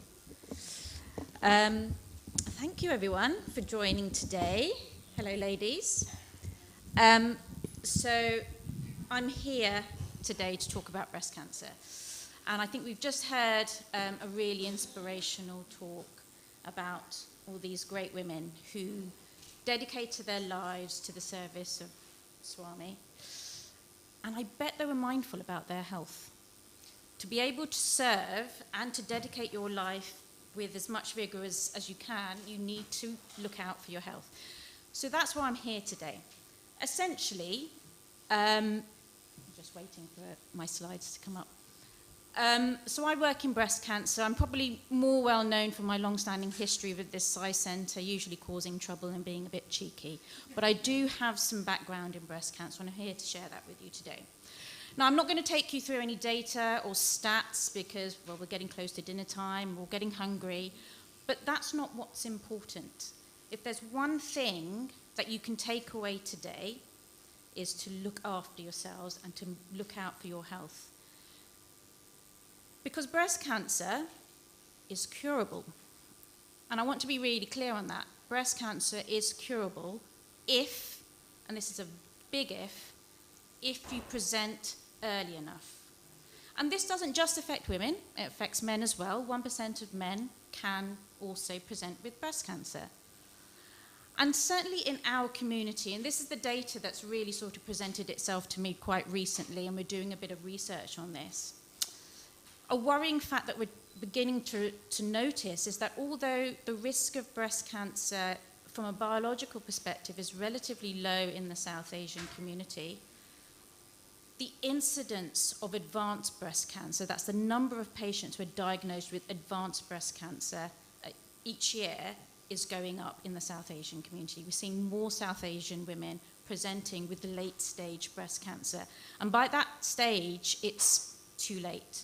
It's too late to find a cure. It's too late to cut that cancer out and provide the treatment that will help you survive for many, many more years. So that's where it's really important that you present early. And the way to present early is really to examine yourselves. Because if you pick up something and you present to your GP, then I'm hoping you've picked something up early enough to be able for us to do something about it. Now, these are some of the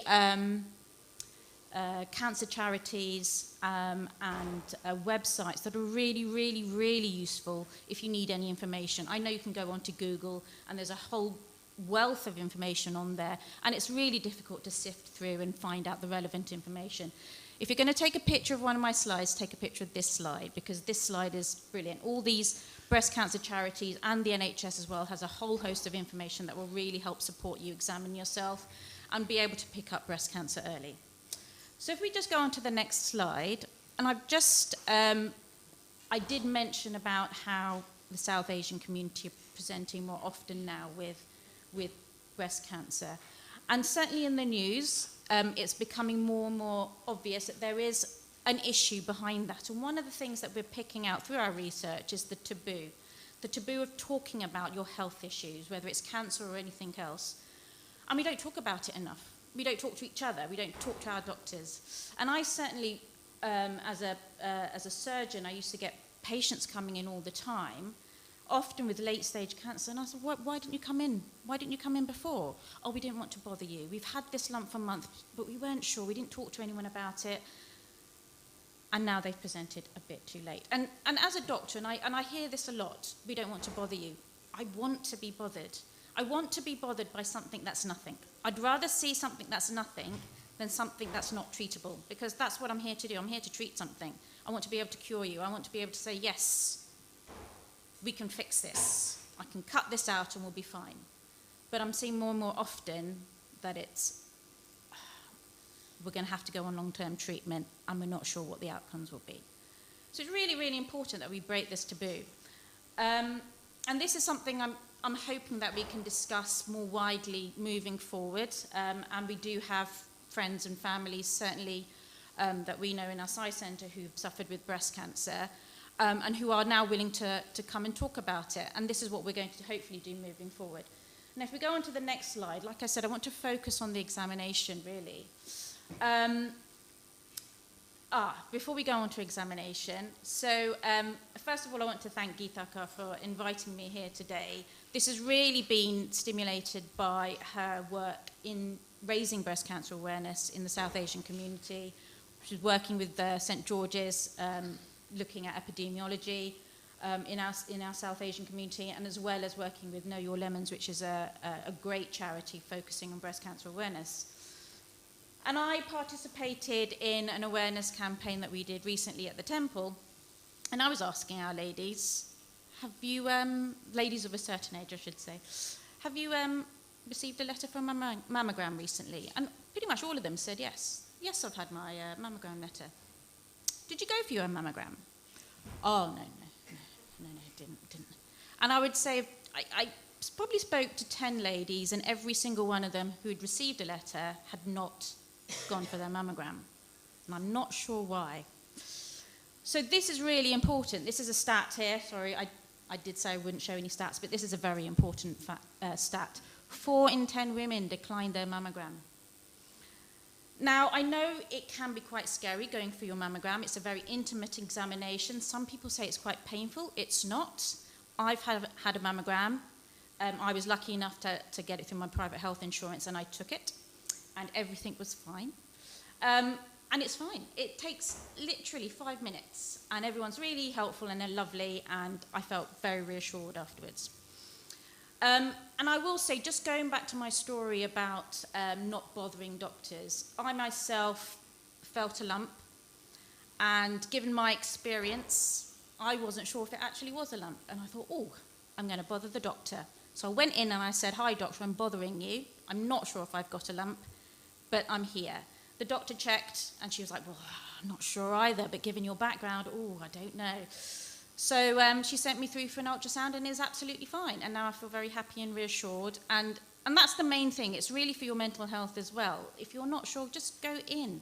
The doctor doesn't mind. You'll get an ultrasound. It's very quick and easy, and you can feel reassured that you're fine. If we go on to the next slide, now talking about the examination, it's quite straightforward, really. And I think every single one of us should be doing this on a regular basis. And by regular, I'm saying at least weekly.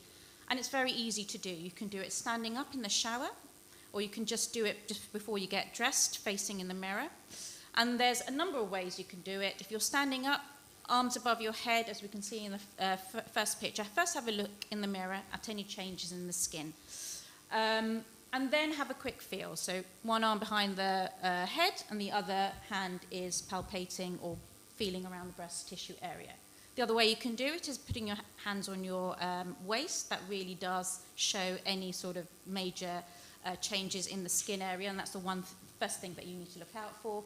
And the other way to feel your breast is on your back. If you lie flat on your back, the breast that you're about to feel, put that hand behind your head and have a quick feel. The one way to pick up lumps really easily is if you flatten out your hand and you use the flattened fingers, so the top parts of your fingers from there, to press down on the breast area.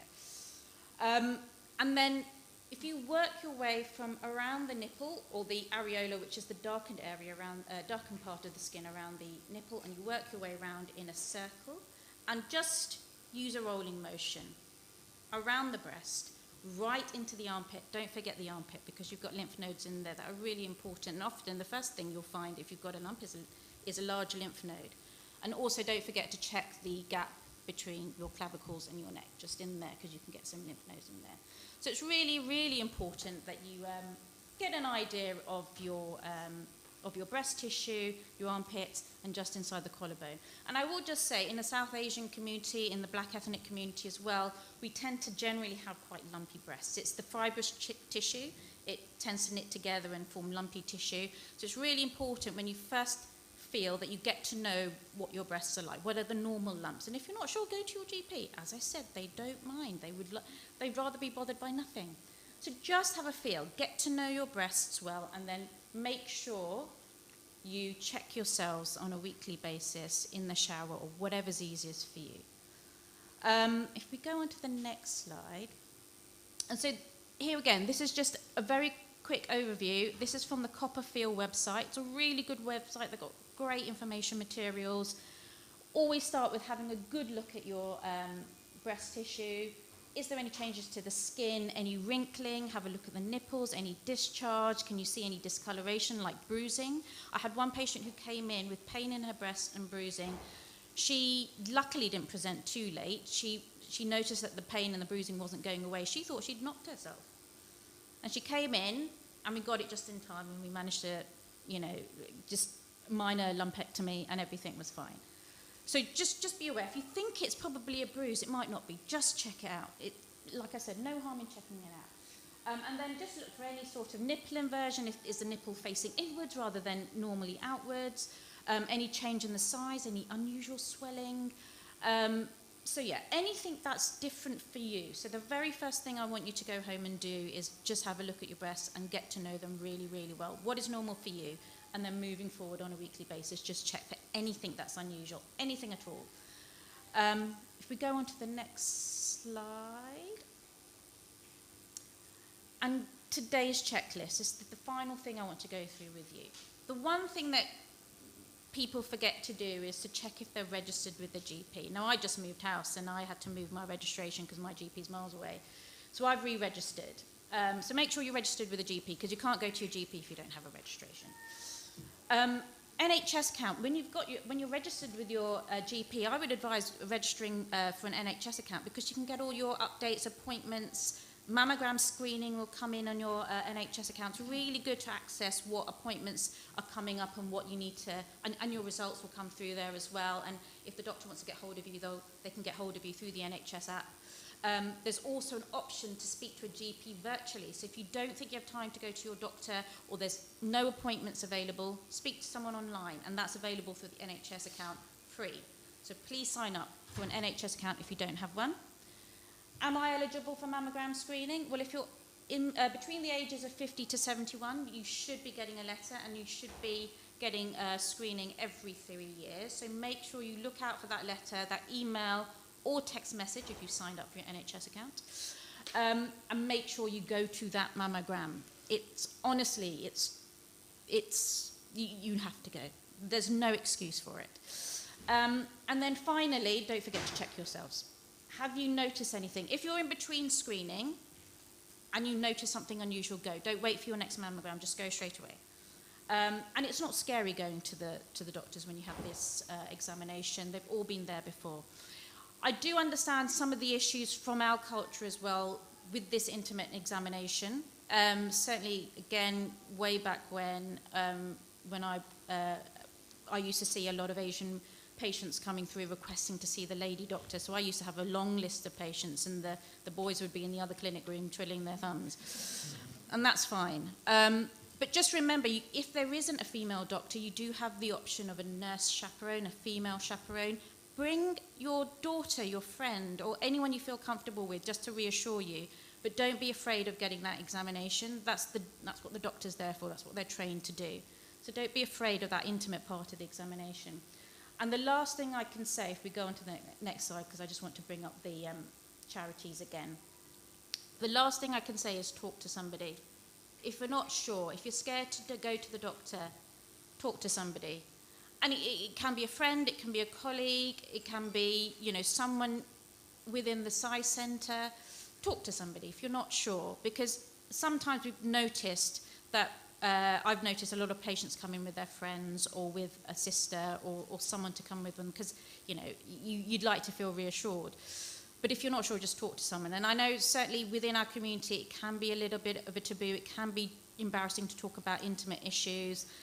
We don't have that problem in my family. If anyone knows my mum, they'll know that we have a very, she doesn't embarrass very easily.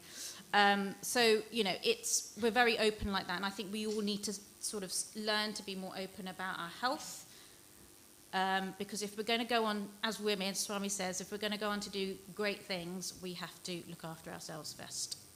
So thank you very much.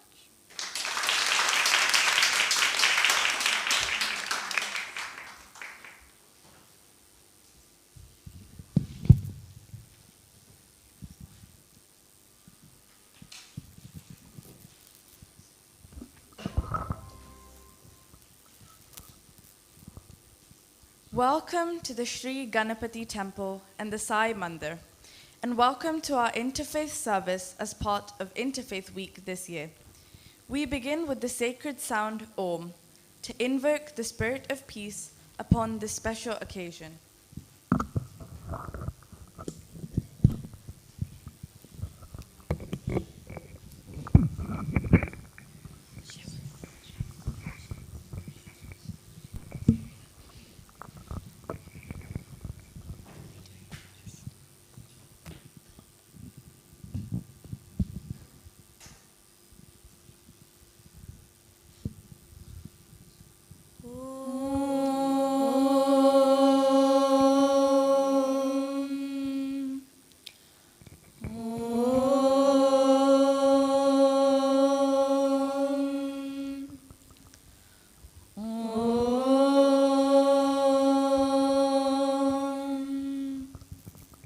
Within our Hindu faith, we have many ancient prayers that are recited for peace and harmony for the whole world and all of its people, irrespective of caste, creed, or colour, reflecting our belief in the unity of mankind.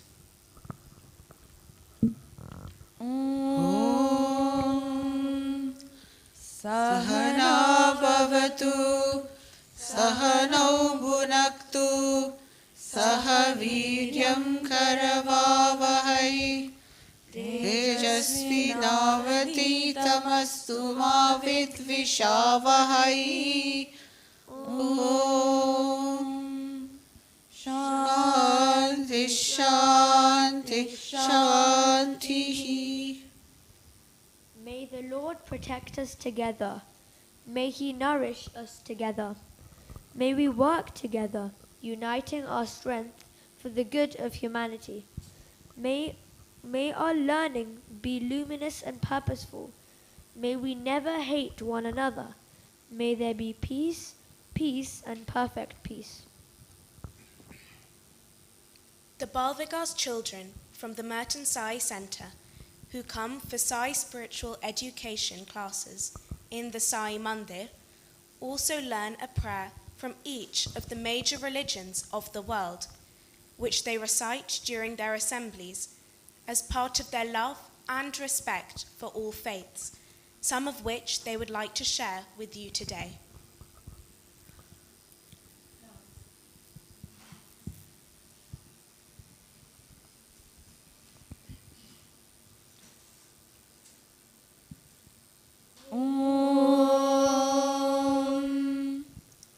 Our Father, who art in heaven, hallowed be thy name. Thy kingdom come, thy will be done, on earth as it is in heaven. Give us this day our daily bread, and forgive us our trespasses, as we forgive those who trespass against us. And lead us not into temptation, but deliver us from evil. For thine is the kingdom, the power and the glory, forever and ever. Amen.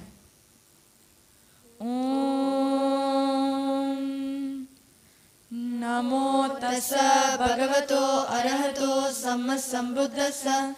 Namo tassa bhagavato arahato sammasambuddhassa. Namo tassa bhagavato arahato sammasambuddhassa.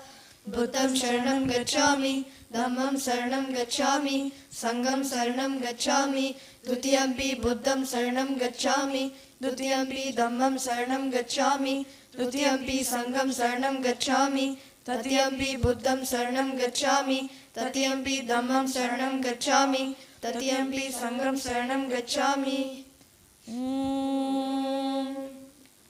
एक ओंकार सतनाम कतारपूरत निर्भव निर्वैर अकार मूरत अजूनी सैभं कुर प्रसाद जप आद सच जुगाद सच हे भी सच नानक हो से भी सच।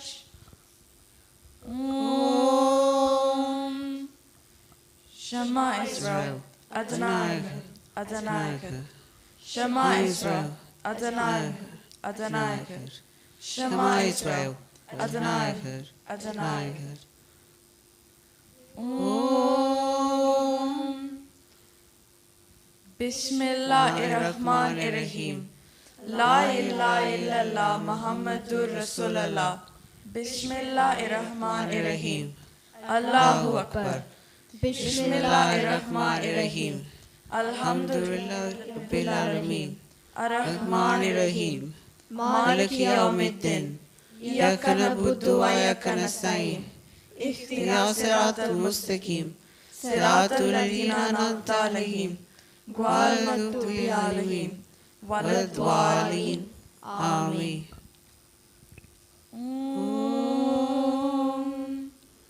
Shanti, Shanti, Shanti.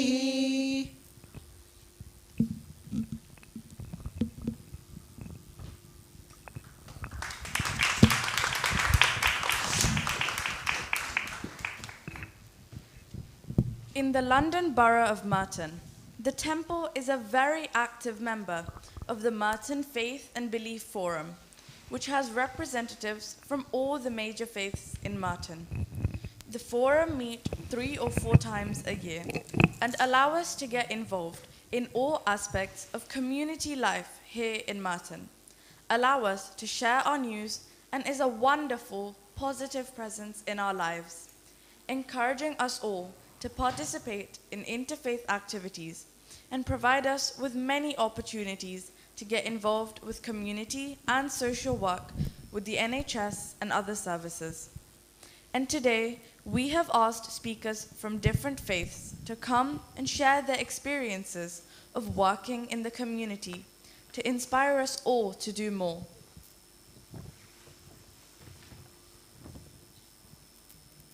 The Reverend Mark Emerson is the team rector of this parish and is based primarily at Holy Trinity Church. He grew up in Cheltenham, Gloucestershire, studied history at Oxford University, and came to the Christian faith during that time. He subsequently worked in a church in Brighton, where he met his wife, Elise, then went to Cambridge University to study theology. He became a curate in East Grinstead, then a vicar for 7 years in a parish just outside Bognor Regis. He came to Wimbledon in 2019 and has 4 secondary school-age children and a Labrador. We have had the pleasure of listening to his sermon at our national Christmas celebrations last year, and will be looking forward to listening to him once again this year for our national Christmas celebrations in Tolworth. The Reverend Mark Emerson.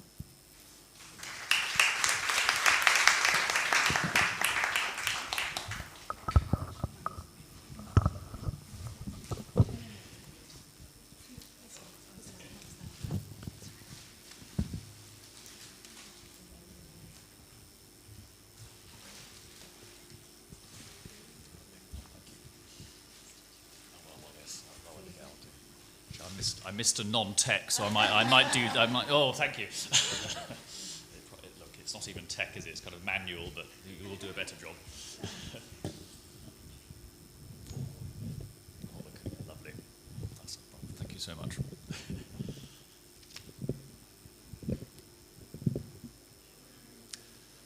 Thank you. It's a real delight to be here. I will try very hard not to speak at all long, not only because it was lovely to hear from Geeta only yesterday that perhaps I could come to this. So yes, I shouldn't have too much to say with that. But in the context of Interfaith Week, I just thought I'd briefly as I see it, be maybe a bit honest about the challenges of interfaith, but then also about the absolute duty of it and the joy that comes with that duty. Because I hope it's okay to be honest that interfaith work is potentially a bit of a challenge for human beings for a few ways in which we're wired up, such as the fact that it's very easy for us as human beings to initially be afraid of difference. We can be kind of drawn, can't we, to people like us, whether it's our interests, our passions, just the way we're kind of made up. So it's a big human temptation to kind of just stick with people who are like us. So that's kind of sometimes working against good interfaith work. And this can actually be compounded, arguably, can't it, with when you bring in the kind of the faith dimension to the human dimension. Because faith, for those of us who are of faith, is going to be one of the most important things in our lives, isn't it? So the more important something is, when you have disagreements and differences, you can see, can you not, the potential for that to be even accentuated all the more. So I think there are things, if we're absolutely honest about our sort of human makeup, maybe sometimes our fear of difference, the way we can too easily as human beings do kind of othering in that fear when we're kind of surrounded by that fear, and throw in the religious and faith aspect to that, then it can make all of that even more of a challenge.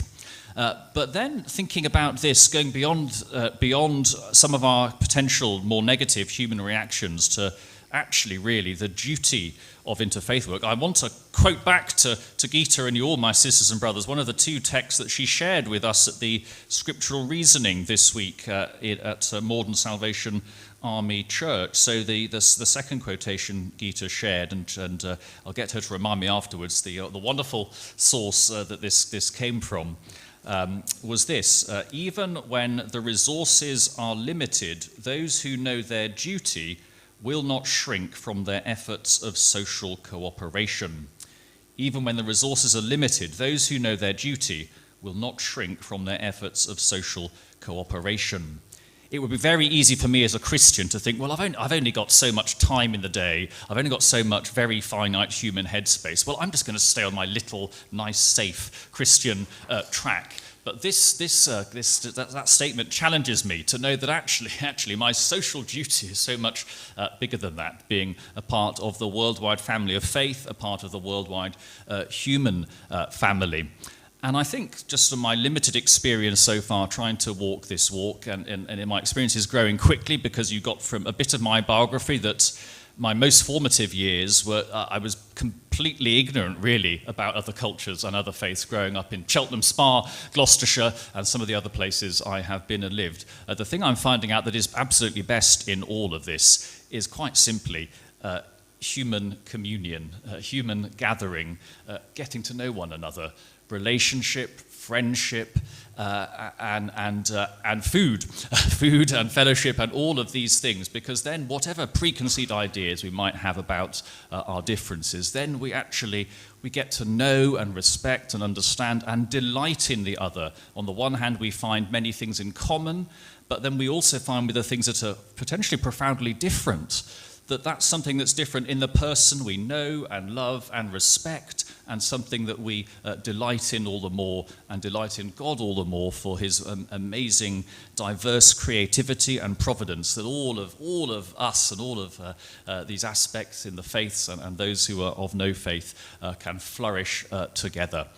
So that's all I'd like to say for today. Thank you so much for having me. Honest about the challenge, because sometimes our fallen human nature, but then to relish it and to take it up as we get to know one another better and share food and fellowship and all good things. Thank you.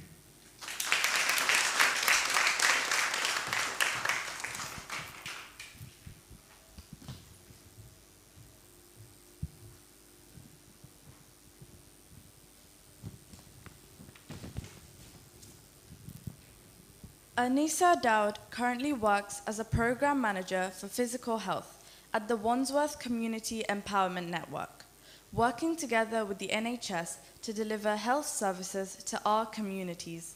She is passionate about social justice, and in particular, South Asian women's empowerment through health and education.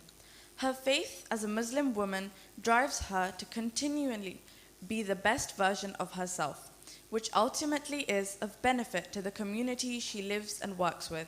Ms. Anisa Dowd.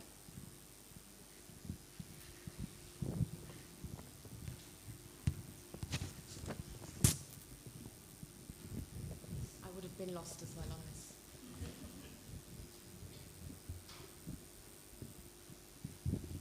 Thank you. Thanks. Good afternoon, good evening, everyone. Or as we greet people in Islam, Assalamu alaikum, which means peace be upon you. I wanted to thank Geeta for inviting me to such a wonderful event today. I joined midway through the prayer. Sorry, that's on me, Asian timing, which I did find incredibly peaceful and wonderful to be a part of. And I'm honored for you to have invited me to this. Like your prayer, and like I heard, I was sitting there smiling when you said the Islamic prayers, so that was really well done, thank you. I'd like to start off with a little prayer, Bismillahir Rahmanir Rahim, which means in the name of Allah, most gracious and most merciful. It's the first phrase in the Quran, our holy book, and used before we begin any good deed, and typically in our everyday life. So like you so wonderfully introduced me, I'm currently a program manager at Wandsworth Community Empowerment Network, which is a charity which works with the NHS to deliver health services and care into our communities. And a large part of that includes running health events, information workshops, whether that's for cancer and diabetes, or any other health-related issues, and running well-being programs like the one that we did at this very temple a couple of months ago.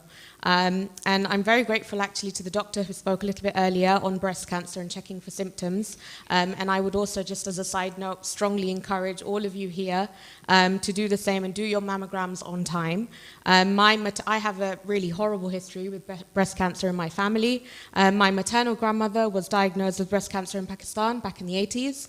And unfortunately, she lived and suffered with it for a long time before passing away in 1996. My paternal grandmother, on the other hand, who's been in England, in London since the 70s, was diagnosed with early stages of breast cancer in 2012. And she had to have an operation on one side of her chest, but then they detected cancer in the other one as well, so she had to go for a full mastectomy. But she's now fully recovered and is living her best life at 75 years young. We have services and support available via the NHS or privately, like the doctor said, so if you are so inclined, so please do take that up. Coming to my talk, I don't want to take too much of your time. I know holding people up before their food is awful, so I'll be very quick. I'm quite obviously a Muslim woman, and I do carry that with me everywhere I go and with everything that I do, so I thought I'd speak on a little bit about what it's like to be a Muslim woman living in London and in southwest London specifically. So for me, Islam is a way of life, and I do try my best to let my religion influence me in everything that I do, whether that's through work, which includes helping others and being in a position to be able to change things for the better, or in my own personal life. I was raised in a religious, not cultural background, and so we believe in the oneness of God, Allah, and His Messenger, Muhammad, peace be upon him. We have 5 key pillars of our faith. One is our declaration of faith. Second is prayer, which is 5 times a day, and unfortunately I've missed mine, but it's okay, God will forgive. Zakat, which is charity, fasting during the month of Ramadan, and Hajj, which is a pilgrimage we are required to do once in our life. So these are the pillars that all of us adhere to and work our life around and integrate accordingly. So all of that has been integrated into my life, and it's how I see the world. So as a Muslim woman, I know there's a particular narrative, especially in the media, about how Muslim women are or how they're treated or what this piece of cloth signifies. But in Islam, actually, I wanted to just say that women have great dignity, they have great independence and rights that are protected and enshrined within the religion. So on today's occasion of Ladies' Day, I wanted to focus on education. Like as was mentioned, I'm very, very passionate about education and the role of women in that in Islam. So we do have some incredible examples of incredibly strong, powerful women for whom Islam was empowerment and a meaningful way of life. So our Prophet, peace be upon him's first wife, Khadija, peace be upon her, was actually older than him. She was a businesswoman, and she was previously divorced as well. So that sets an example to us as Muslim women for generations to come, that any of these cultural influences that we're often influenced by, that we have in our communities, do not and should not really exist. There was also Aisha, peace be upon her, who was our Prophet, peace be upon him's third wife, who's also known as al-Mu'mineen, which is mother of the believers. She had an incredibly important role in early Islamic history, both during our Prophet's life and many years after his death as well. In our faith, she's portrayed as scholarly, intelligent, and inquisitive, and she took that in all aspects of her life, whether that was influencing her own home, but also in political life. And maybe that was the inspiration of why I did politics at university and wanted to be heavily involved. So she was a force to be reckoned with for her roles, and that really has inspired me as I've grown up. Women's contribution to personal, political, and social life has been enormous. With such great influences, fast forward a few centuries, there was a woman named Fatima al-Fihriya, who was an Arab woman and who founded the first modern-day university in Morocco, which continued to be a respectable teaching institution long after her passing. In the home itself, a child's first teacher is his or her mother. The role of the mother, the one that gives life, is highly respected in Islam. There is a hadith, which is a collection of sayings and teachings of our Prophet, peace be upon him, where he was asked, what is the role of, who should I respect most in the world? And the Prophet replied, your mother.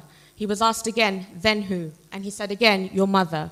And then he was asked a third time, and again our Prophet replied and said, your mother. And then when he was asked a fourth time, he said, your father. So the weight of the woman and the mother in Islam is so high and so powerful for us. There are rights of wives in Islam as well, according to Islamic law or Sharia.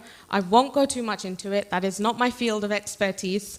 It's a whole branch of jurisprudence in itself. But essentially, women are entitled to their own income and their own property, as well as their husbands. So it goes both ways. She is to be taken care of and honored in the best ways, and she does not even have to take her husband's name if she does not want to. So we have all of these influential examples in Islamic history and rights for women that are very much enshrined into our religion and our faith. So how do we know about it? And how do we learn about this? But again, coming back to what I said right at the start, it's education, education, and education. The first word that was ever revealed to our beloved Prophet, peace be upon him, and formed into the Quran was Iqra, which means to read. This was not a gendered command. It was not said that men must read and women must not, but in fact it's a responsibility for all of us to read and to equip ourselves with knowledge and information to empower ourselves. And along with all Muslims across the world, my family and I have also held very tightly to that belief our entire life, whether that was my grandfather on my dad's side coming to England with his little family in the 70s for higher education, which led to my dad also pursuing education, or my mother being the first in her family to earn a degree in Pakistan. Me and my siblings, my two sisters and my brother, have also held very steady to that. We hold healthy, regular debates in our household, and sometimes they get a bit heated, if you ask my dad. And we believe we have a responsibility to ourselves, each other, and our communities to educate and to empower. So it's in these ways that we hold our faith and our life in this world hand in hand. And I have seen and continue to see how all of us in this room are as equally holding on to our faith and our roles in this world, and just trying to be good, honest people. I've always held the greatest of respects for every person, regardless of religion, faith, background. And I actually do believe that our faiths are what unite us and not divide us. Again, I'm really grateful to be able to share some of my religious beliefs today.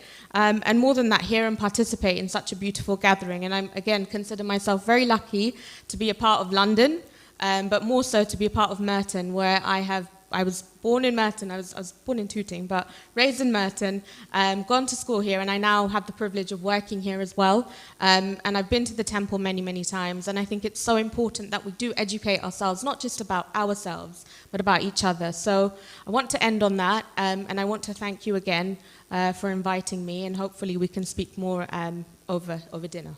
Thank you.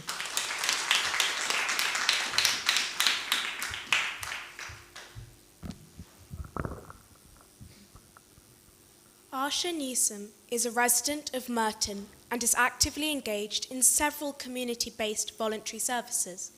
This began in 2020 after many decades of service in the private and public sectors. As the volunteer engagement lead for the Council's Merton's Climate Action Group, Asha will provide a brief insight on climate action and why it matters for faith groups. Ms. Asha Newsom.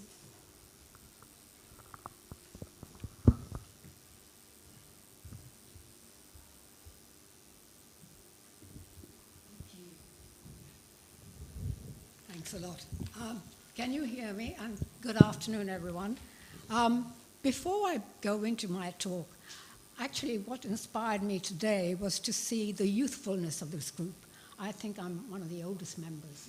And I can tell you that I demonstrate what you can achieve when you don't have equal opportunities. I came at the age of 16 and a half from India on £4, and that was it. I was an immigrant, and where am I now? I've been given the opportunities even when there wasn't equal opportunities in this country. So we have all lots of chances to actually inspire others, work for everyone, regardless of faith. Faith actually is there not to divide us, but to bind us. So my talk today is about how faith groups can engage in climate action. Why? Let me just set the scene. In 2020, after significant consultations with community groups, Merton Council published a climate action strategy and delivery plan. The plan recognizes that 99%... Can you hear me now? Yeah? I'm so short. I'm 5 foot nothing, you see, that's the problem. The plan recognizes that 98% of the borough's carbon emissions are outside the influence of the council. There is heavy reliance on the community to play a role in living more sustainably and enabling a transition to low-carbon society, which is fair for everyone.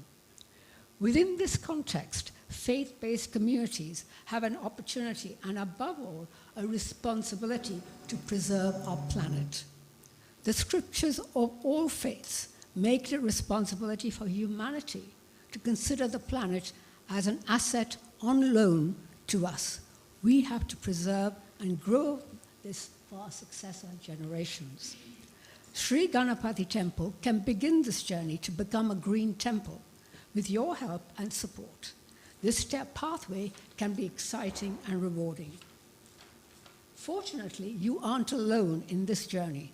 There's plenty of guidance and good practices from other temples who have already taken on this challenge. So what can you do as ladies?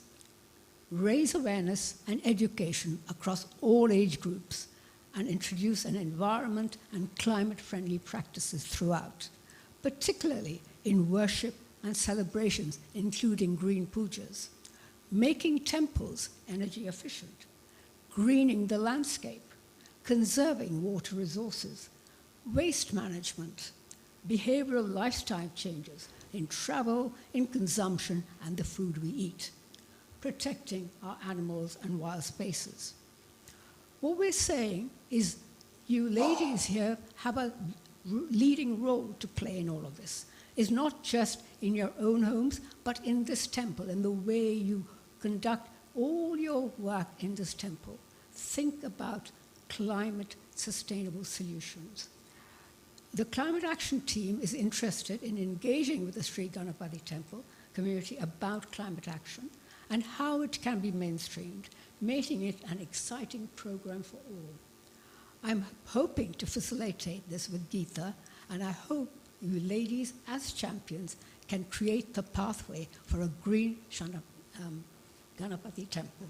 Thank you.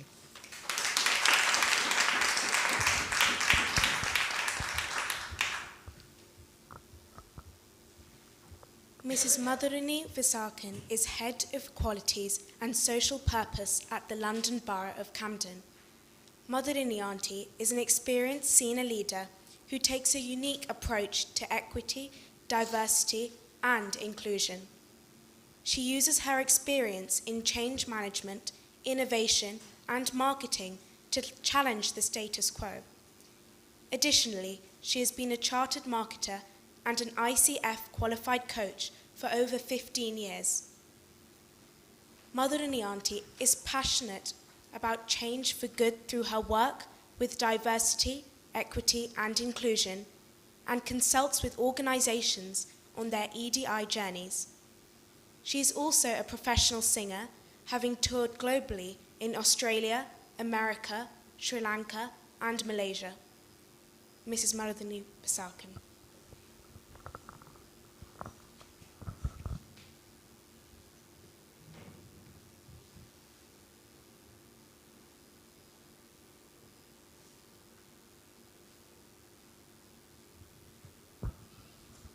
Saram Swami and Saram everyone. It's Interfaith Week this week. It's also the month that it's Islamophobia Awareness Month. There's also lots of things going on in the world. We've heard from Miraka about breast cancer awareness. There are terrible things going on everywhere we look. And as women, there's no time like now to have a voice. There's no time like now that I stand here really privileged to be in this moment with all of you. I guess my point is I wouldn't have the role that I have at the moment if it wasn't for the upbringing that I had here. Spirituality was basically a part of life from day one.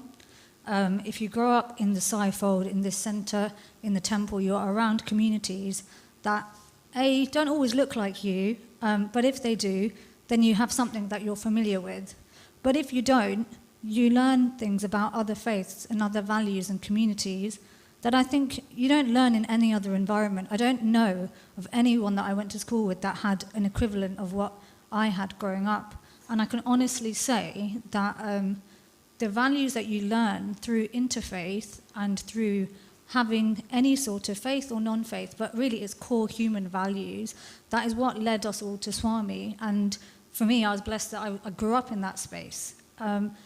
And I think when it comes to leading a role like Equalities, a lot of people ask me, how do you do it? Because there are so many different parts of Equalities. We can talk about women's discrimination, it's International Women's Day, but it's also International Men's Day today as well. And male suicide is on the rise in this country. And yet there are so many conversations that we only have a day or a week or a month to talk about, and the rest of the time we're not talking about it enough.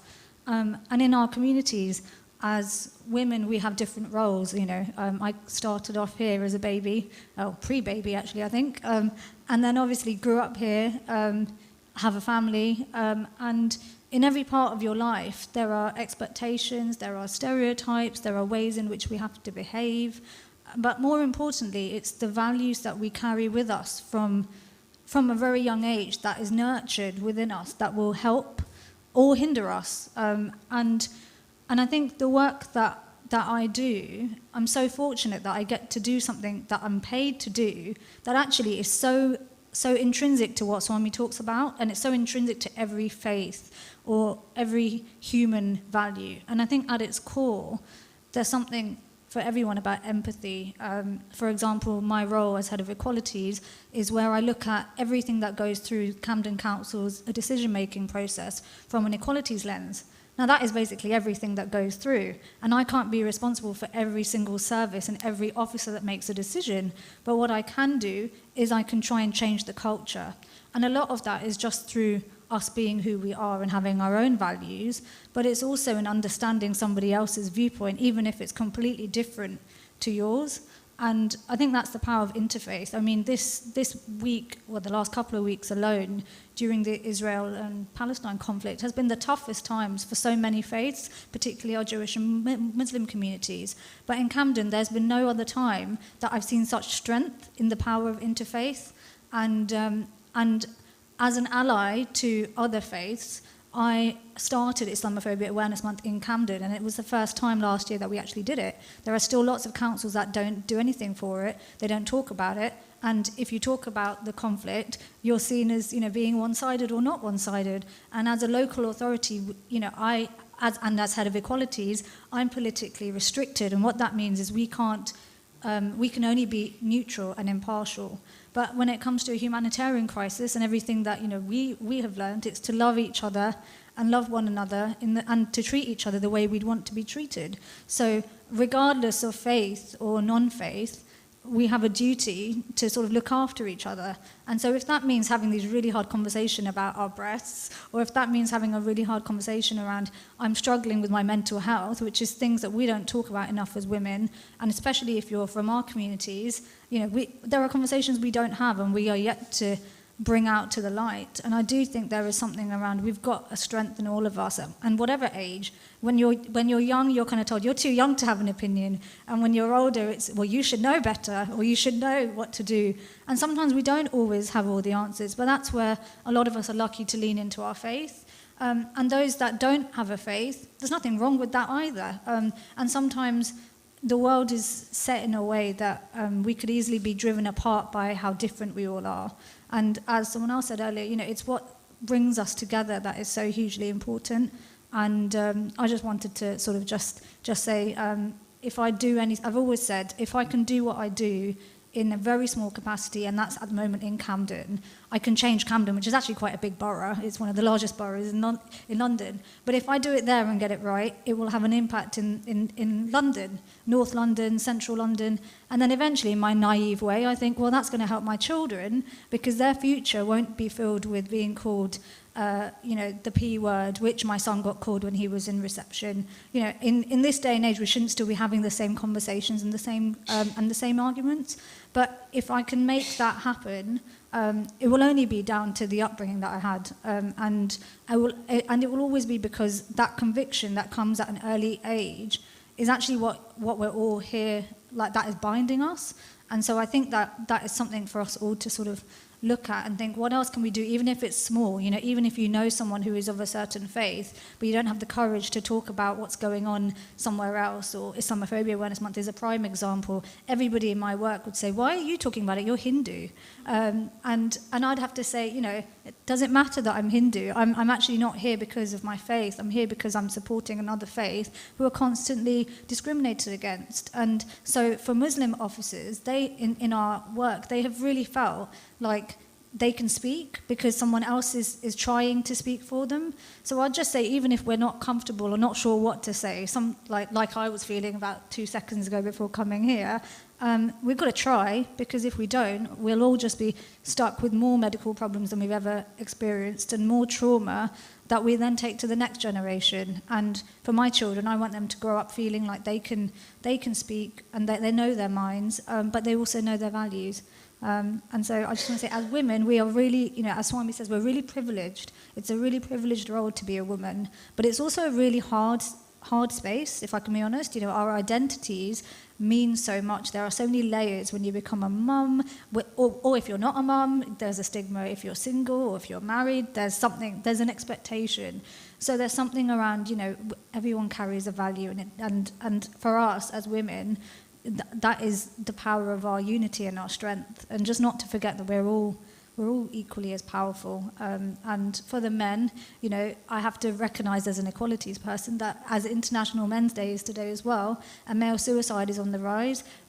When we are, as women, in certain spaces, we can also reach out to the men in our lives as well, to actually encourage conversations that they don't have that often. Men don't talk about their mental health, and they wouldn't talk about their physical health. So if we were talking about the same problems of cancer with men, a lot of them don't talk about it. So in my work, I'm trying to get our men's toilets to have things like continence pads, because that is something that men don't talk about, and they wouldn't actively go and seek out something that they would need.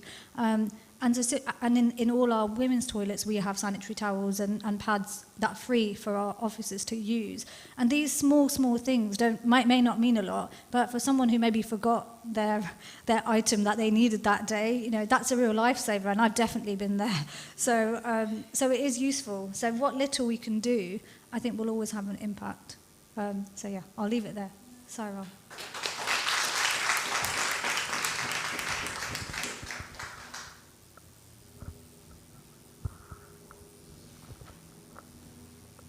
Eleanor Stringer is a Wimbledon Labour councillor and deputy leader of the council. As cabinet member for Civic Pride, she oversees the council's work with charities and communities. She is also the Labour parliamentary candidate for Wimbledon, her home constituency. Ms. Eleanor Stringer.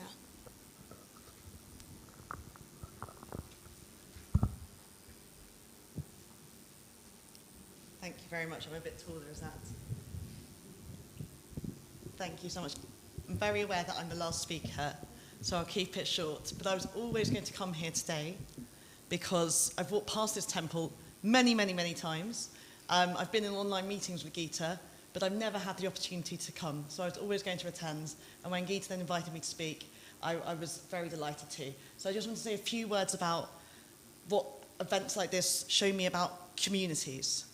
Because I think when we come together like this, we realise just how special and diverse our communities are. And that word community means different things to different people. So for some people, their community is the people who go to the same place of worship with them. Or for others, it might be those who share a passion or a hobby. And often communities are communities of convenience and of familiarity. So for me, the other parents at the school gate or colleagues you work with in an office. What I'm getting at is that for me and for everyone here, you're part of many, many different communities. And those different communities will overlap and they'll intersect, but they'll never fully align. So you're always going to be part of different ones. And that's why we need to celebrate the diversity in our society, because no one community exists entirely for itself. Despite the abhorrent and hateful rhetoric of some politicians who like to divide us and set us against different groups against each other, that isn't how society works. As a local councillor, every day I see examples of communities working together for the greater good. And where this really comes into its own is when we're faced with adversity. So during the pandemic, we saw that here in Merton, when faith groups like yourselves, charity groups, community organisations came together to support our local residents. And it's really important that we remember that time, particularly because at the moment, all we're seeing in the news through the COVID inquiry is about the dysfunctionality that was going on in central government. Let's remember that here in Merton, we were working together, we were looking after our residents, and we were keeping people safe. And I would like to thank everybody who was part of that effort. And as a local politician and part of the council leadership team, I think it's so important that we work with and engage with faith groups as part of bringing our whole community together. I'm involved in some work to ensure that Merton becomes a borough of sanctuary for those involved in fleeing persecution and oppression, working closely with Merton citizens, faith groups, charities, and importantly, refugees and asylum seekers themselves. Because we are stronger when we work together. So I'm aware it's Ladies' Day, and I was going to talk a little bit about my experience of being a female leader.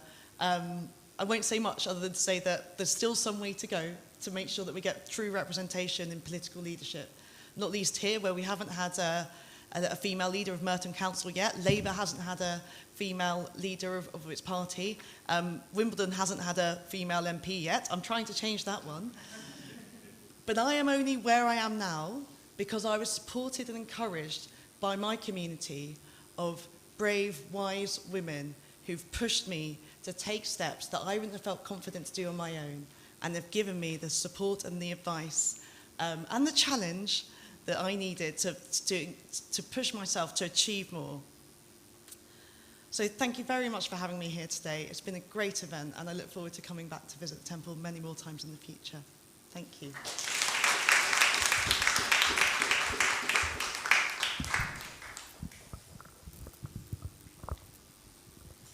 A huge thank you to all those from our interfaith community and beyond who contributed to our interfaith service this year.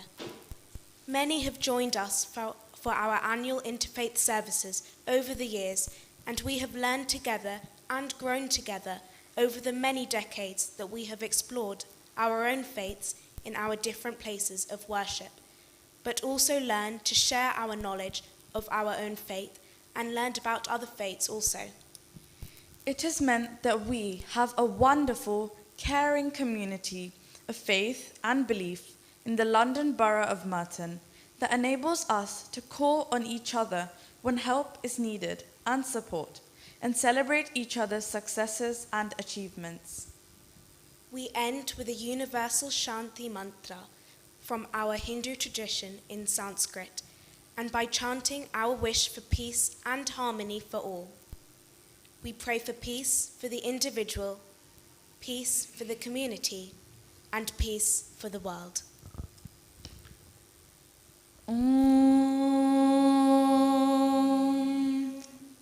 Asato ma satgamaya tamaso ma jyotirgamaya mrityorma amritam gamaya.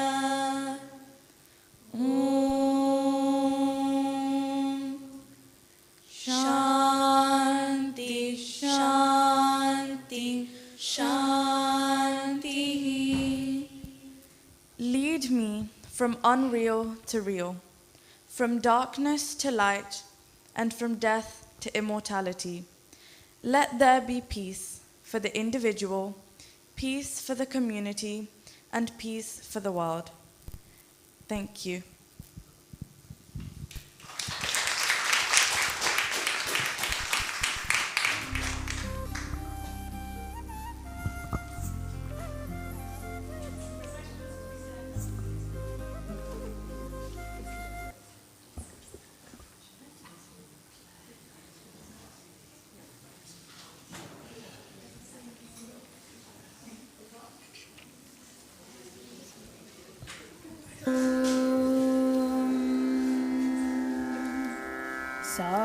साईश्वराय विद्महे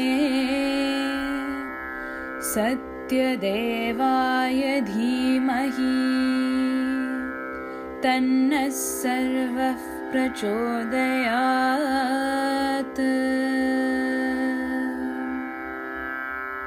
ॐ